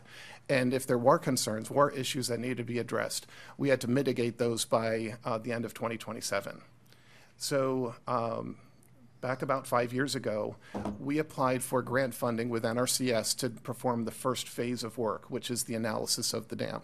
And that's, like I said, that's taken about 5 years. And we are at the very end of that phase. One of the last boxes we have to check is a public hearing, which is scheduled for next Thursday. So I'll be back before you next Thursday and give a whole presentation on the results of that and so on. The next phase will be the engineering and permitting. And just last week, we received an email from NRCS saying that if we want to be considered for grant funding for the next phase, we need to submit a letter by April 1st, which is next Tuesday, basically indicating that we're interested in participating in that program. Now, that letter doesn't have any financial information and so on. It's basically just saying, yes, the county is going to apply for this grant funding. So that's why I'm here with you today, is to just get concurrence that I can send that letter to NRCS saying, yes, we're interested in funding and so on. And then I'll be back here next Thursday to give you all of the information and to hear from the public if there's anything that they want to testify about the work that's proposed out there. As I said, the letter has no financial information in it. There's no commitment. When we get to the point where we're going to apply for the grant, and that's where the financial information, I will be back before you again then for concurrence on the actual grant application. So I'm just looking for approval to submit the letter at this point. I did throw in here the rough estimates of what we're looking at for the design and permitting. The rough estimate is about $1.8 million for design and permitting, and we anticipate that we can request $1 million from NRCS when we get to that point. When we get to phase 3, the actual construction, which at the earliest I'm thinking is going to be FY28, we can go to NRCS again and request more money to assist us with the construction, but that would be a separate application. So at this point, I'm just looking for a concurrence to submit the letter to NRCS that we're interested in grant funding. Just one quick, I guess, somewhat related question. You and I went wandering around the woods, last year or the year before, Yes. and the Maryland State Archaeological Society or whatever was doing research on that one farm back there, what was a farm. Yes. And I know at the time that they said they had to take some things back to look at them. I don't remember, did they ever get back in touch with us about what they were analyzing or what they were? Yes, so that was... Washington slept. How was that? That was one of the 2010. reasons why this has taken 5 years is at the Maryland Historic Trust and the was concerned that there may be something of significance in those ruins. And so we had to do a phase 2 level archaeology study of those ruins, which we applied for additional funding from NRCS, and NRCS covered the cost of that. The study was done, and basically the results were there was nothing of significance there.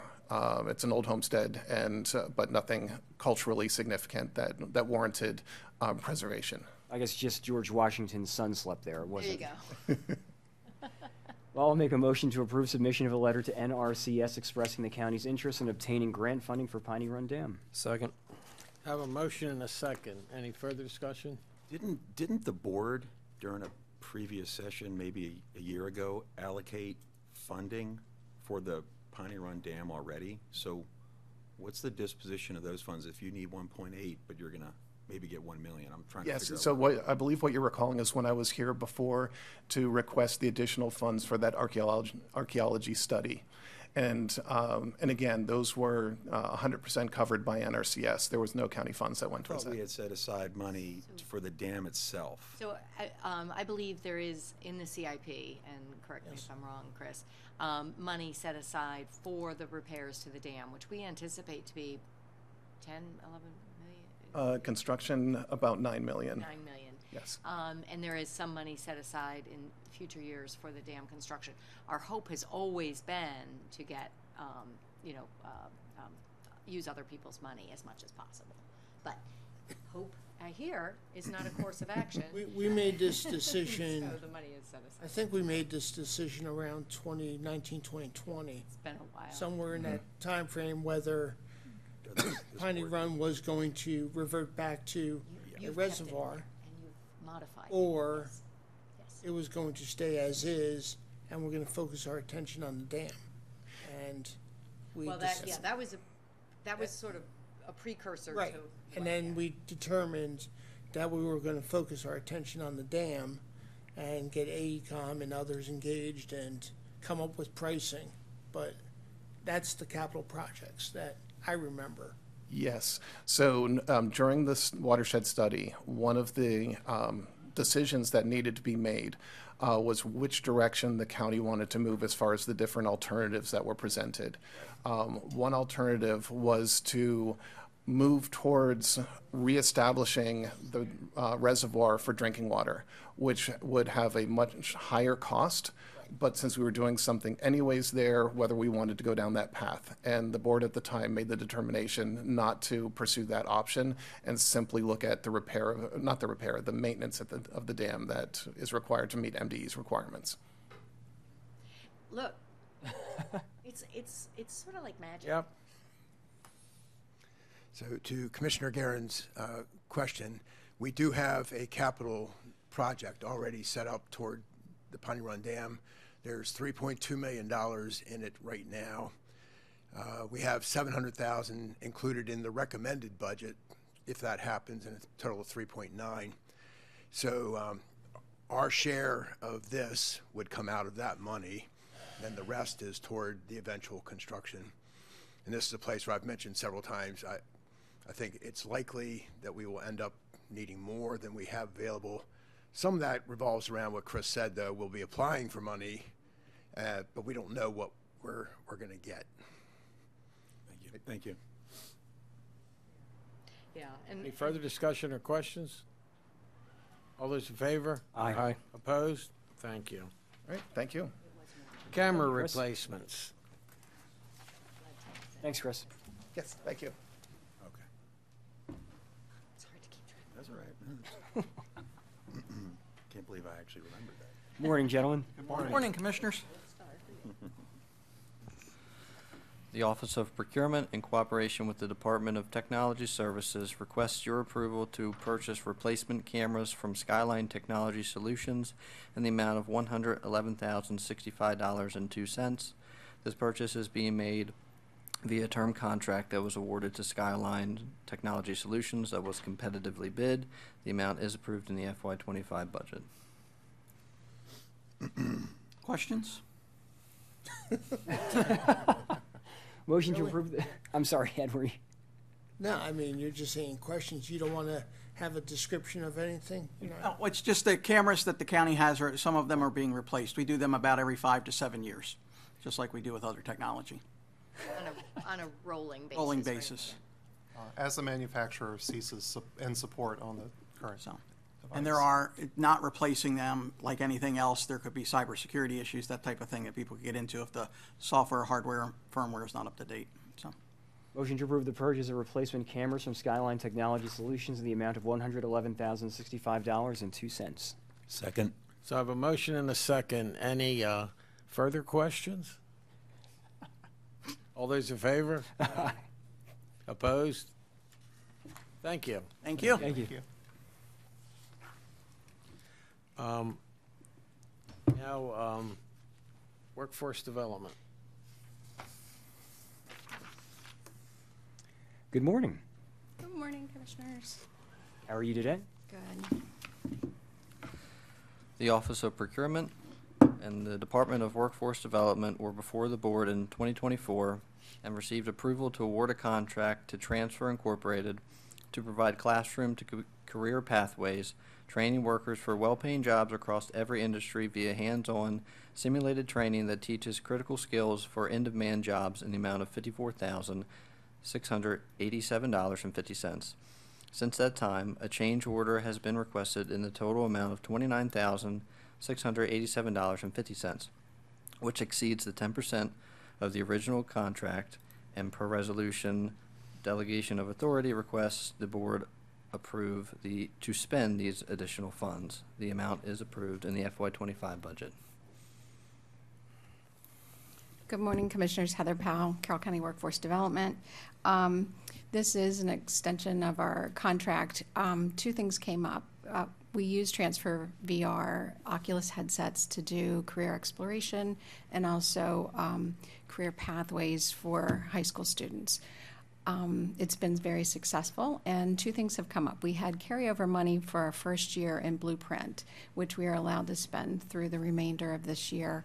The carryover came from receiving the money in July and then trying to onboard the staff over the course of the first quarter. So this is well within our budget. The other thing that's exciting that's happened is our navigators work with all the middle schools and all the high schools, and they now have office hours in every high school 4 days a week, as well as the middle schools. So we're supporting the career coordinators in the high schools, and we're working with students who might not be career and college ready by 10th grade, which is one of the points in Blueprint, so that they can go on to work in dual enrollment or take CTE courses, and it's just part of the educational system. So we're working directly with students who may not be there or might not have made choices about what they want to do, because ultimately the goal of education is to prepare kids for careers. And that's why we're excited about this work. It's really blending college education, the community college, it's public workforce system and the school system to look at the workforce needs of these students and where they're going to go in the future. So this would allow us to have another pack of the Oculuses. So each of our 2 navigators would have those to travel with them. They wouldn't have to be scheduling. So when students come, they will have them on hand for their office hours, and it just makes the work easier for everybody, I think, and the opportunities expanded. Do you have a way to track the success of programs like this with these kids? Like, is there a partnership with CCPS that, you know, you're watching these kids move on from middle school, you know, through high school, and saying, hey, we're seeing, you know, these capabilities really lending themselves towards this success? Yes. So some of the platforms that we're using, we can track all the information that is when students use the time here. Our Pathful platform, which we're using in the middle schools, which is exploration and awareness, the time students spend there with their middle school coaches, we're tracking that. This is definitely building the plane while we're flying it. The work that we're doing in year 2 has expanded to the high schools now. We wanted to follow a continuum of students starting in 6th grade last year, so we can follow them through graduation. We thought that was the best way to start, but we're also on the backside capturing students that might not be graduating with any idea of what they want to do, whether it's career planning or even job placement. The other piece of this that Blueprint really didn't talk about, that the work we're doing in Carroll County is including school counselors. That's a big part. So you're readying students in middle school to have an idea of what their high school curriculum is going to look like. It's really big to have that ready in 9th grade. People that are responsible for that are the school counselors. So right now our team is meeting out at Hashua. It's the middle school career counselors, high school career coordinators, and school counselors. So that conversation's happening, and that's really improved the flow of communication between the agencies. I'll make a motion to approve the additional cost of transfer incorporated in the amount of $29,687.50. Second. I have a motion and a second. Any further questions, discussion? All those in favor? Aye. Opposed? Thank you. I would just like to add, if anybody would like to, and this is to you all, to the public, we have a set of Oculuses that we keep at the Workforce Center, and we offer classes on Mondays. So you can come over, try them out, and I would encourage everybody to try that. Do you have a program so you can be the county attorney? They haven't built that one yet. It's more of a comic strip. So thank you for your time. Hey, thank you. Thank you both. Lastly, overview of permit and inspection fees, and this is information with no planned action, but Morning, Commissioners. teach us. Morning, gentlemen. Thanks, man. Thank you very much.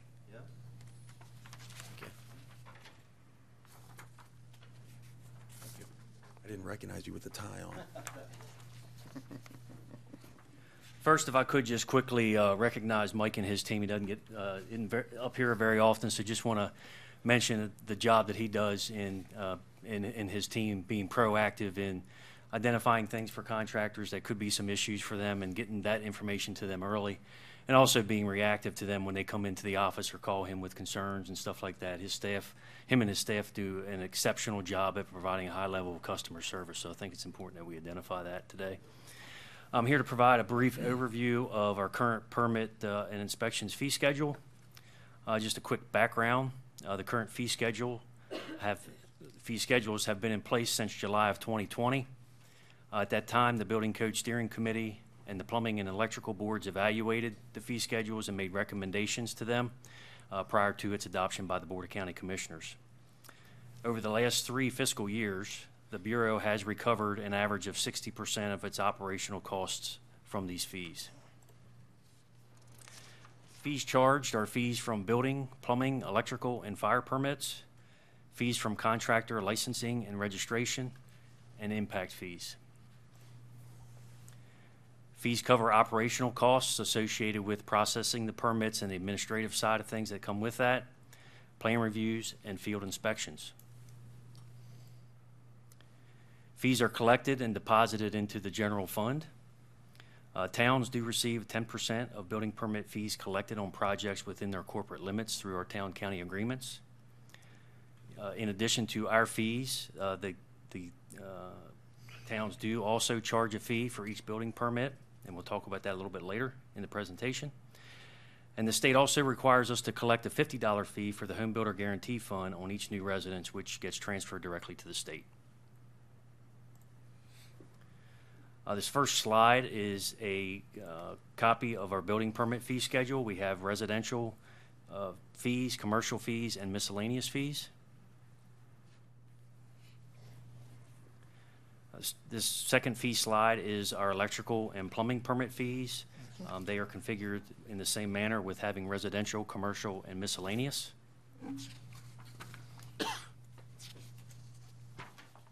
We have a fee schedule for our fire permits. It should be noted that this process was taken over in 2016. The state previously performed this function. At that time, we were having the state was having some issues with staffing and causing us some service issues. So it was decided by the Board of County Commissioners to take over this responsibility from the state. And it has benefited our contracting and business community in ensuring, swift action when we need it, and we can direct staff where there's needs there for those two portions. We also charge impact fees. Impact fees only apply to new dwelling units. They're used to offset impacts of new development on schools and parks. And currently, there are no impact fees for commercial development.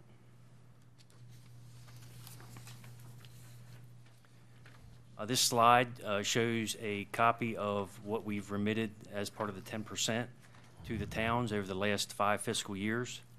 As you can see, that goes up and down and fluctuates depending on the amount of construction activity within the specific municipality.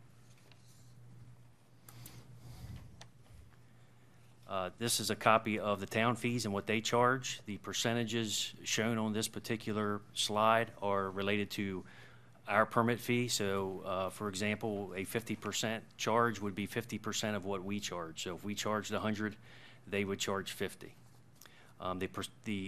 They're all, some of the towns also have a flat fee, as shown on the slide.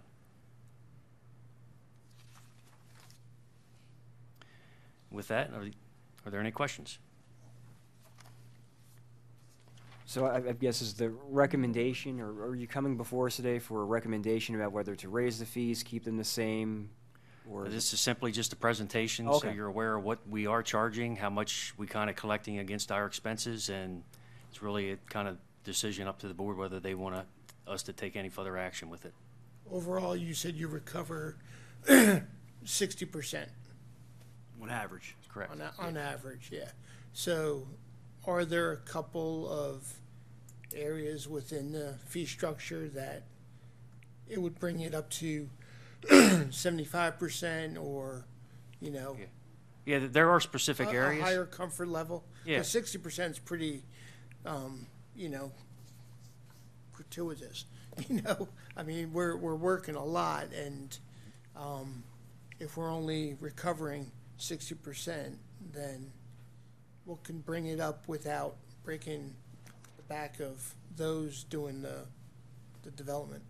Yeah, there are some areas, more specifically maybe residential, that when we went through the process with the code steering committee, and I'll use the smaller project aspect of a deck, we charge $60 for a deck, which is cheap for the amount of services that we provide.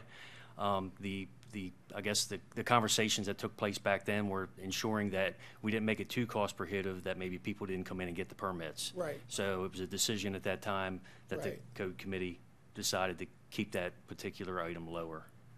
Yeah. But again, these fees haven't been raised or discussed since 2020 for 5 years.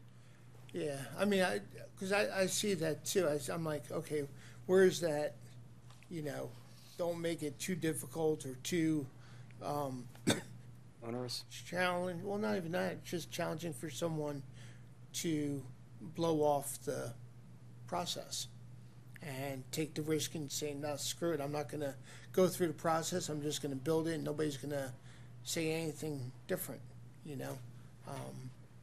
Yeah, I will say we do get comments frequently from contractors mentioning that the cost of these fees are lower than other jurisdictions and things like that. So just so you're aware of that as well. Yeah, I think, I was advocating us taking a look at this, and I think several other of my colleagues were interested as well. And to your point, you know, when I talk to people within the county, it's clear to them as well that your number one goal is compliance. You just want to make sure things are safe. You're not out trying to fleece anybody. But you know, I think it is good that we're taking a look at these. And I think what you don't capture in the slides, which is not a dig on you at all, is the administrative costs and the time costs that some of these things entail. Sort of those intangibles where your staff are having to do things that, you know, if they didn't have to do them, they could be doing something else. Anybody who's ever walked into your space will see how absolutely busy it is. I mean, there's just people flying around everywhere. You've got people coming in who know what they're doing, and then people coming in who have no idea what they're doing. Paper everywhere, although it looks organized, it's just a lot of plans everywhere. So anything that we can do to help with those efficiencies as well is something that I'm interested in, whether it's, you know, significant, you know, recap of cost for the county or not. That's sort of some of the things that I'm interested as well, and I hope we consider going forward as far as the board goes. Ted, did you want to add? Yeah, back on Commissioner Rothstein's question. There's always this time lag between me hearing something and walking down here. I'm not sure what happens in between, but I just wanted to touch briefly on that how much of our costs are recovering. With any fee we charge, there's always this basic question: how much of the cost do we want to cover by the people we're charging for it, and how much do we want to cover by general taxpayers? And there's no right or wrong answer to this, but I believe we should always be consciously thinking about that choice. And if you say, well, we want the people who are benefiting from this service to pay for it, then we would be attempting to get to 100%, whatever that works out to be. Mm-hmm. Other end, you could say, we don't want this to be about anybody in particular paying for it. We just want the taxpayer to pay for it like any other service. Then we wouldn't charge any fees. And we could be anywhere in between, and that's totally your choice. And we can always change. But now, if you wanted to look at it, the starting point would be for you to give direction saying, our intent is to recover X% of the cost. And I think like landfill fees, like a lot of other fees, if the concern is compliance, at some point in time, people won't get permits because they're too expensive. And then the other dilemma I have with it, with the state more than us, all this talk about affordable housing, and then we make it more expensive to just get ready to build a house, much less build it. And that's MDE and some of the fees the state charges, not us. Do you guys think we should look at this deeper, or you're pretty comfortable that we're at the right point to get people to do it? And I don't really have an opinion other than I agree with Ted. You know, there's downfalls to raising there, but then yet, are we in the ballpark comparable to other jurisdictions? I don't know. I mean, they're all over the place too, to be honest with you. For permits and inspections, as long as they know that they have the money to hire the people and buy the paper, yes, they're happy. It is much more a philosophical question for the board. Yes.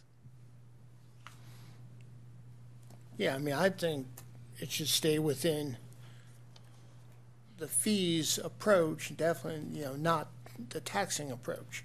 If somebody wants to build or develop or change, innovate, whatever in their property, then they should have the responsibility to pay for the appropriate fees to get it done. I think, 5 years is not a very long time that things have stayed status quo, but it is getting to a point where, times change, just like we look at water and sewer. Those that are having the ability to take advantage of our water and sewer, we increase fees to ensure we maintain the best quality of water and sewer. Now this is not, it's the same, but not the same, because you can't say no to water and sewer. I mean, Yeah. this is more, could be a luxury of doing something, but no, I think we should take a look at, the fees. I'd be interested where to make the appropriate adjustments from your perspective that would get us closer to 100% recovery. Right now this is good information, but I'm a blank slate when it comes to growing anything, or And I understand what you're saying, but I think we got to look at the service we provide for the residents too. Our plan review doesn't recover 100%. EMS certainly doesn't recover 100%. The landfill doesn't recover 100%. And sewer water is an enterprise fund, so that's a little bit different. Right. Maybe not, because the landfill is too, but yeah, so I go back and forth on, and I look at, more than anything, it's, is somebody putting in an above-ground pool willing to pay for the electric permit and the permit, or they're just gonna do it and see if you catch them? And I think that's a dilemma too. If you up that to $100, there's gonna be less people do it. right. So, when it's a tough back and forth. So, When was the last time we changed our impact fees on residential? Last summer. Was that what it was, last summer? Remember, you for years didn't have a school impact fee. You've had a park impact fee, and then you Okay. added a school impact fee last summer. Okay. And I would say the permits office just collects it. They really don't have. Oh, no, any- I understand. I'm just asking, Yeah. I just trying to recall, that's all. If we need majority of the board to direct staff to review. Last time, as Jason indicated, this was not, there was a committee that was put together of knowledgeable folks in the industry that reviewed the fees, reviewed the work, and came up with a recommendation to the board. And if the board really wants to do that, I would recommend that again. That we, it takes several months, put a committee together of the right people, that are knowledgeable in the industry, and then come back with a recommendation. This is not a quick process. So what's the consensus? Review it or not? I think, we're at a point where it would be valuable to make a appropriate review. If we're only, again, recovering 60% of cost, that's, we're not a charity, but there's got to be a balance. And so, yeah, that would be my suggestion. What do you think? And I'm in agreement. Maybe there are some fees that we could raise a little bit, and maybe some we leave the same. But I certainly would like the information from a study committee about it to determine whether or not. Even keeping with comparisons with other counties, right? How we're doing, because we certainly, for example, want to attract businesses here. As Commissioner Rothstein said a little while ago, we don't want to make it too unappealing to them so that they don't do it. But so I'm certainly open to hearing if there are any potential changes we could make. I think we review it. I don't think there's any harm in that. I'm fine with the review. I think there's a lot of good information in here. I think we probably can come to some conclusions if we want to do that, and we are in budget process, so I think if anything's fair game. But in terms of the fees themselves and trying to adjust them, sure. So what information do we want from them? They've kind of said what they recover. I think we're going to find other counties are all over the place. But do you want that information? Maybe our neighboring counties for sure. I'd be interested in. I'm sorry. Comparisons are frequently not very valuable because everyone does it differently. This may be a little bit easier to compare, but than other things. But you know, just because one county charges $100 for something and we charge $75 doesn't mean it makes sense for us to charge $100. Well, right. We would have to evaluate them on a case-by-case basis. For example, like something out here might cost less because it's more rural, and in a more urban environment, it would So I'd totally take that point. Yeah. So you know, any direction that the board wants to give for the committee to if you're interested in maybe higher cost recovery, maybe a target of 70% or something, you're not going to get anywhere close to 100%, I'm sure. Might be something, that you want to have the committee look at and figure out a way to get there. If there are any particular kinds of fees you want them to look at more so than others, electrical fees more so than building fees or plumbing fees or something, I don't know. But any direction, is always helpful. Yeah, I don't think we have, or at least I know I don't have that skill set to go that in depth. What I would say is, say we do target a 75%, recovery rate, and we look at all the things you just shared. Where are the priorities and of fees that we're really just lagging? Where, your recovery is really only 30% of the man hours and the work you're doing on the permit. We wouldn't be able to do it Why not? fee by fee like that. Trying to divide up the work of people into the different fees would be a huge amount of work, more than I think we could justify. We have to look at this in a more aggregated kind of way. How hard would it be to get a similar sheet from Howard, Baltimore, Frederick? Do they have that? It'd be public information. We can Yeah, get so somehow, I think start with that. I hate to spend. If you guys spend too much time doing this, we might only recover 50%. Yeah, Right. There's that too. Right. But if you would get that information, we can. I think that'll tell us something. You guys think? Yeah, that's what I agree. I mean, a review, that's why I thought a review would make sense. The idea of a commission or something, I'm not sure that's necessary. Again, my biggest concern, I mean, and I think I speak for the other four, I mean, we're not trying to find ways to make more money here, but it's obvious since 2020, the cost of doing business for the Bureau of Permits and Inspection has gone up. I mean, we have to, and I know we can't take that money and direct it in certain places. I know we have rules regarding that, but I mean, why not look at it from that aspect? It just costs more money to do things.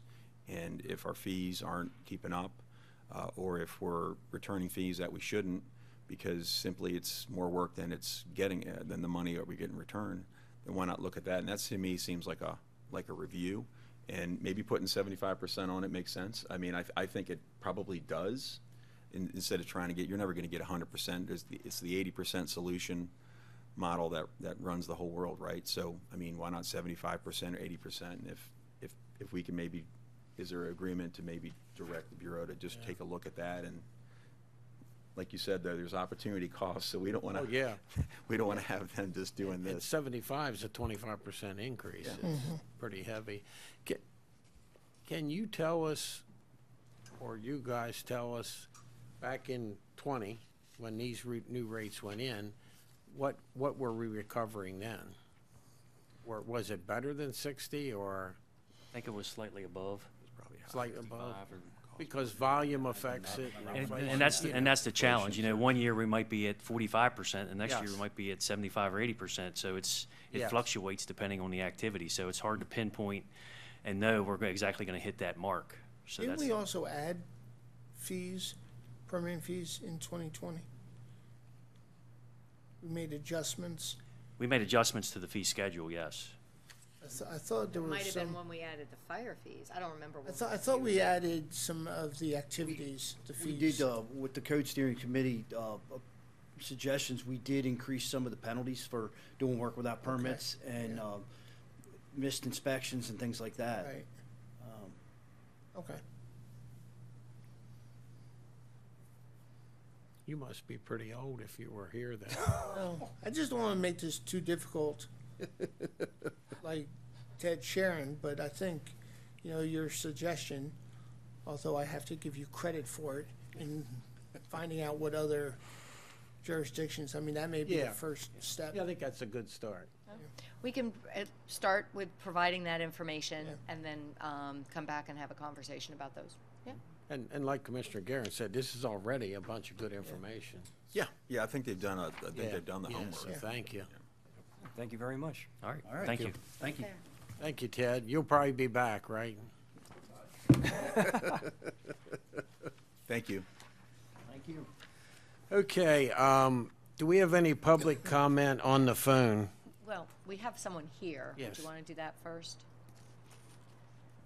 Well, Yeah, that's fine to do that. I was just curious if we also had it on the phone. I do have one on the phone. So he has one, so go ahead here and then have them ready. Okay. Lisa Maizano?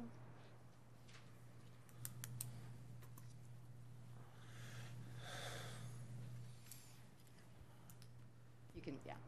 Okay, yes, I'm a little shorter. Okay, good morning, Commissioners. My name is Lisa Masano, and I'm a member of the Carroll Education Coalition. About a month and a half ago, the coalition started at my kitchen table with several other parents out of concern for the budget and staffing crises affecting our schools. We want to thank you for demonstrating your commitment to education with your preliminary budget motion to fund CCPS with the additional $13 million for the operating budget. This $13 million is crucial to CCPS meeting its previously negotiated contracts with staff and bus drivers, keeping outdoor school, and funding technology. In recent years, CCPS has been hit hard by inflation. Costs are going up for everyone, especially for insurance and electricity. Healthcare insurance costs have been on the rise. Data from the Maryland Insurance Administration shows a 17% increase in costs over the past 3 years. CCPS expects to pay $6.1 million more for staff healthcare benefits. Additionally, CCPS is paying more for utilities at its 44 school buildings. They estimate $2.8 million more in utility costs for FY26. According to the Bureau of Labor Statistics, electricity prices in the Baltimore area have risen nearly 45% since 2020. The county recognizes this and is building in a 25% budget increase for electricity at the Department of Public Works. The $13 million that was voted on represents only a 5.5% increase for CCPS. However, insurance costs have risen 17% and electricity has gone up 45% over the last several years. The costs in these categories will continue to grow. Inflationary pressures erode what CCPS can accomplish with their funding, further straining their already lean budget and forcing the school system to lay off staff and cut popular programs. The maintenance of effort calculation does not automatically account for this inflation and should always be the starting point, not the ceiling for allocation to keep the public schools operational, to say nothing of improvements. Our kids deserve every bit of investment we can spare. Please continue to demonstrate your commitment to our public schools and provide the largest employer in the county with adequate resources. The county needs to identify a plan to meet the needs of CCPS over the long term. Investing in CCPS will keep Carroll County a wonderful place to live and raise a family. It is an investment in our children, our future, and our community. The question is not whether Carroll County can afford it. The question is whether we can afford not to. Thank you. Thank you. Thank you. That's it here. So what caller? Yes, caller, if you could please use *6 to unmute. You'll have 3 minutes. Please identify yourself once you've unmuted. Yes, good morning, Commissioners. Catherine Adelaide, a member of the Carroll County Republican Central Committee. Thank you for all that you do and for this opportunity to address the board. I'm also the chair of the pro-life subcommittee, so I've got a big, wonderful pro-life report for you all today. On Wednesday, March 19th, last Wednesday, I attended the probably first ever tax revolt protest in Annapolis, led by Delegate Kathy Szeliga, regarding the $3 billion tax deficit. And you're wondering what's the connection? Well, I went there to make sure people understood the connection between abortion funding and tax debt. My sign read, "Abortion funding is an unconstitutional tax." I was warmly greeted by our Senator Reedy, Delegate Rose, Delegate Tomlinson, and they had the Freedom Caucus there because really our 4 beleaguered Republicans are so outnumbered. They just try to stand on principle at this point, and this is a big one.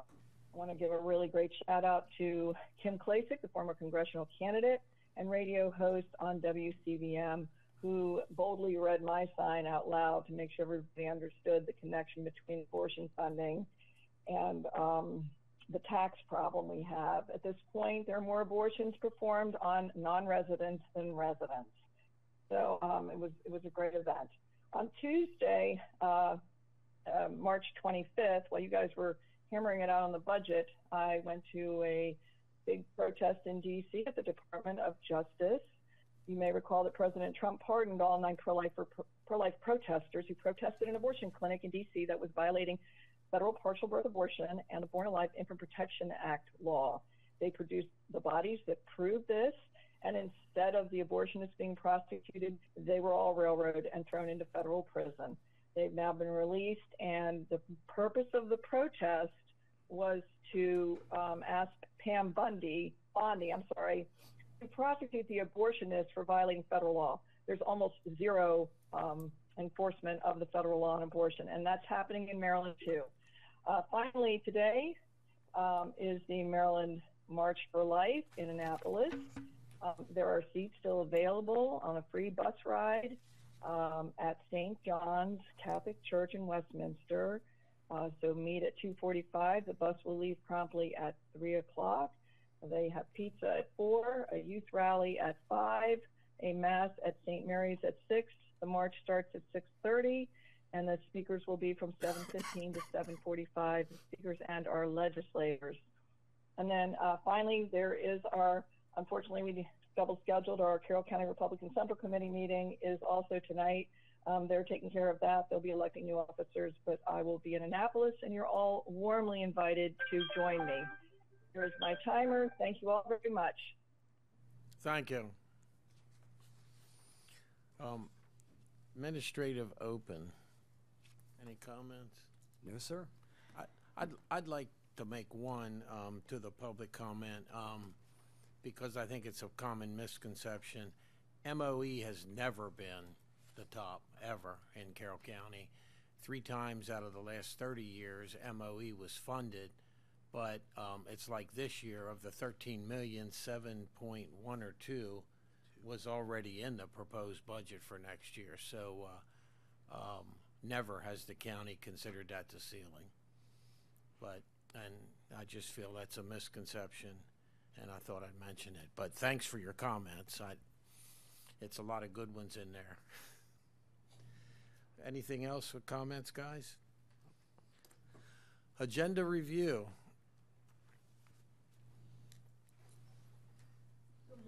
Good morning, Wanda. How are you today? Good. How are you? I'm doing well, thank you. And this is depressing. Next week is April. Monday, March 31st, no activities. Tuesday, April Fool's Day, Board of County Commissioner closed, admin for budget. On Wednesday, Maryland Blueprint Town Hall with Superintendent McCabe will be at Career and Tech. I'll be attending that as well.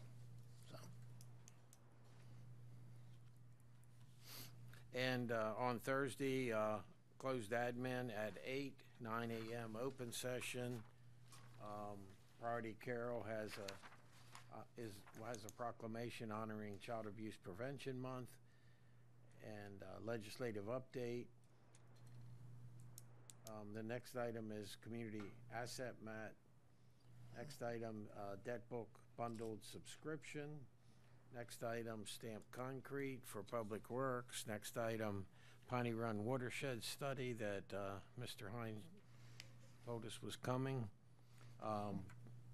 Item 7, board direction, potential code amendments for a Chapter 156, adequate public facilities. And public comment, admin open, agenda review. And at 1 p.m., another closed admin session with budget preparation. On Friday, Battle of the Books, Westminster High School, and Battle of the Books at Montessori School. On Saturday, April 5th, is the Christian Farmers Outreach. And I have the podcast.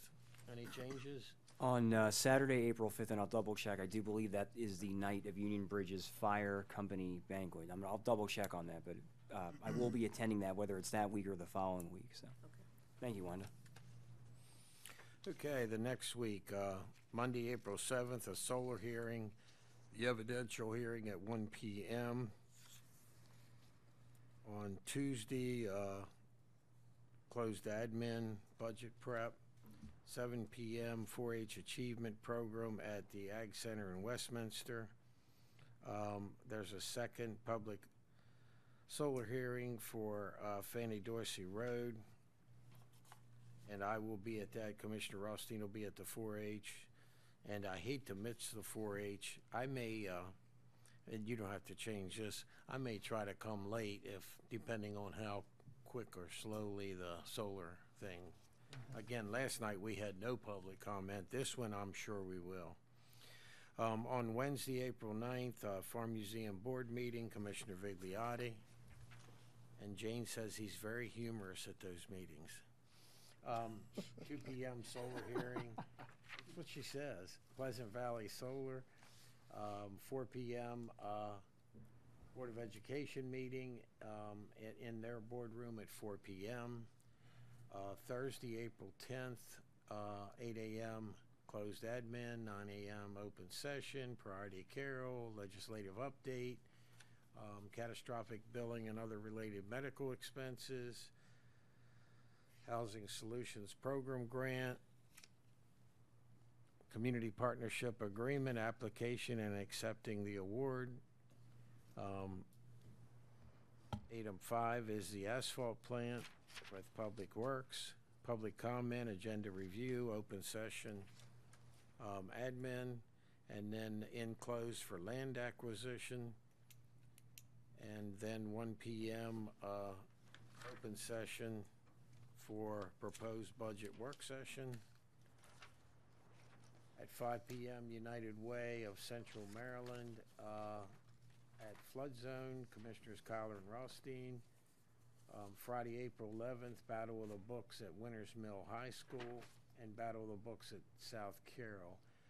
I would like to go to the one at Winters Mill. I can't do the previous week at Manval because of a conflict of schedule, but I'd like to go to that. And Commissioner Gordon has the podcast. Any other additions, changes? Motion to adjourn? So moved. Second. I have a motion, a second. All those in favor? Aye. Opposed? Thank you.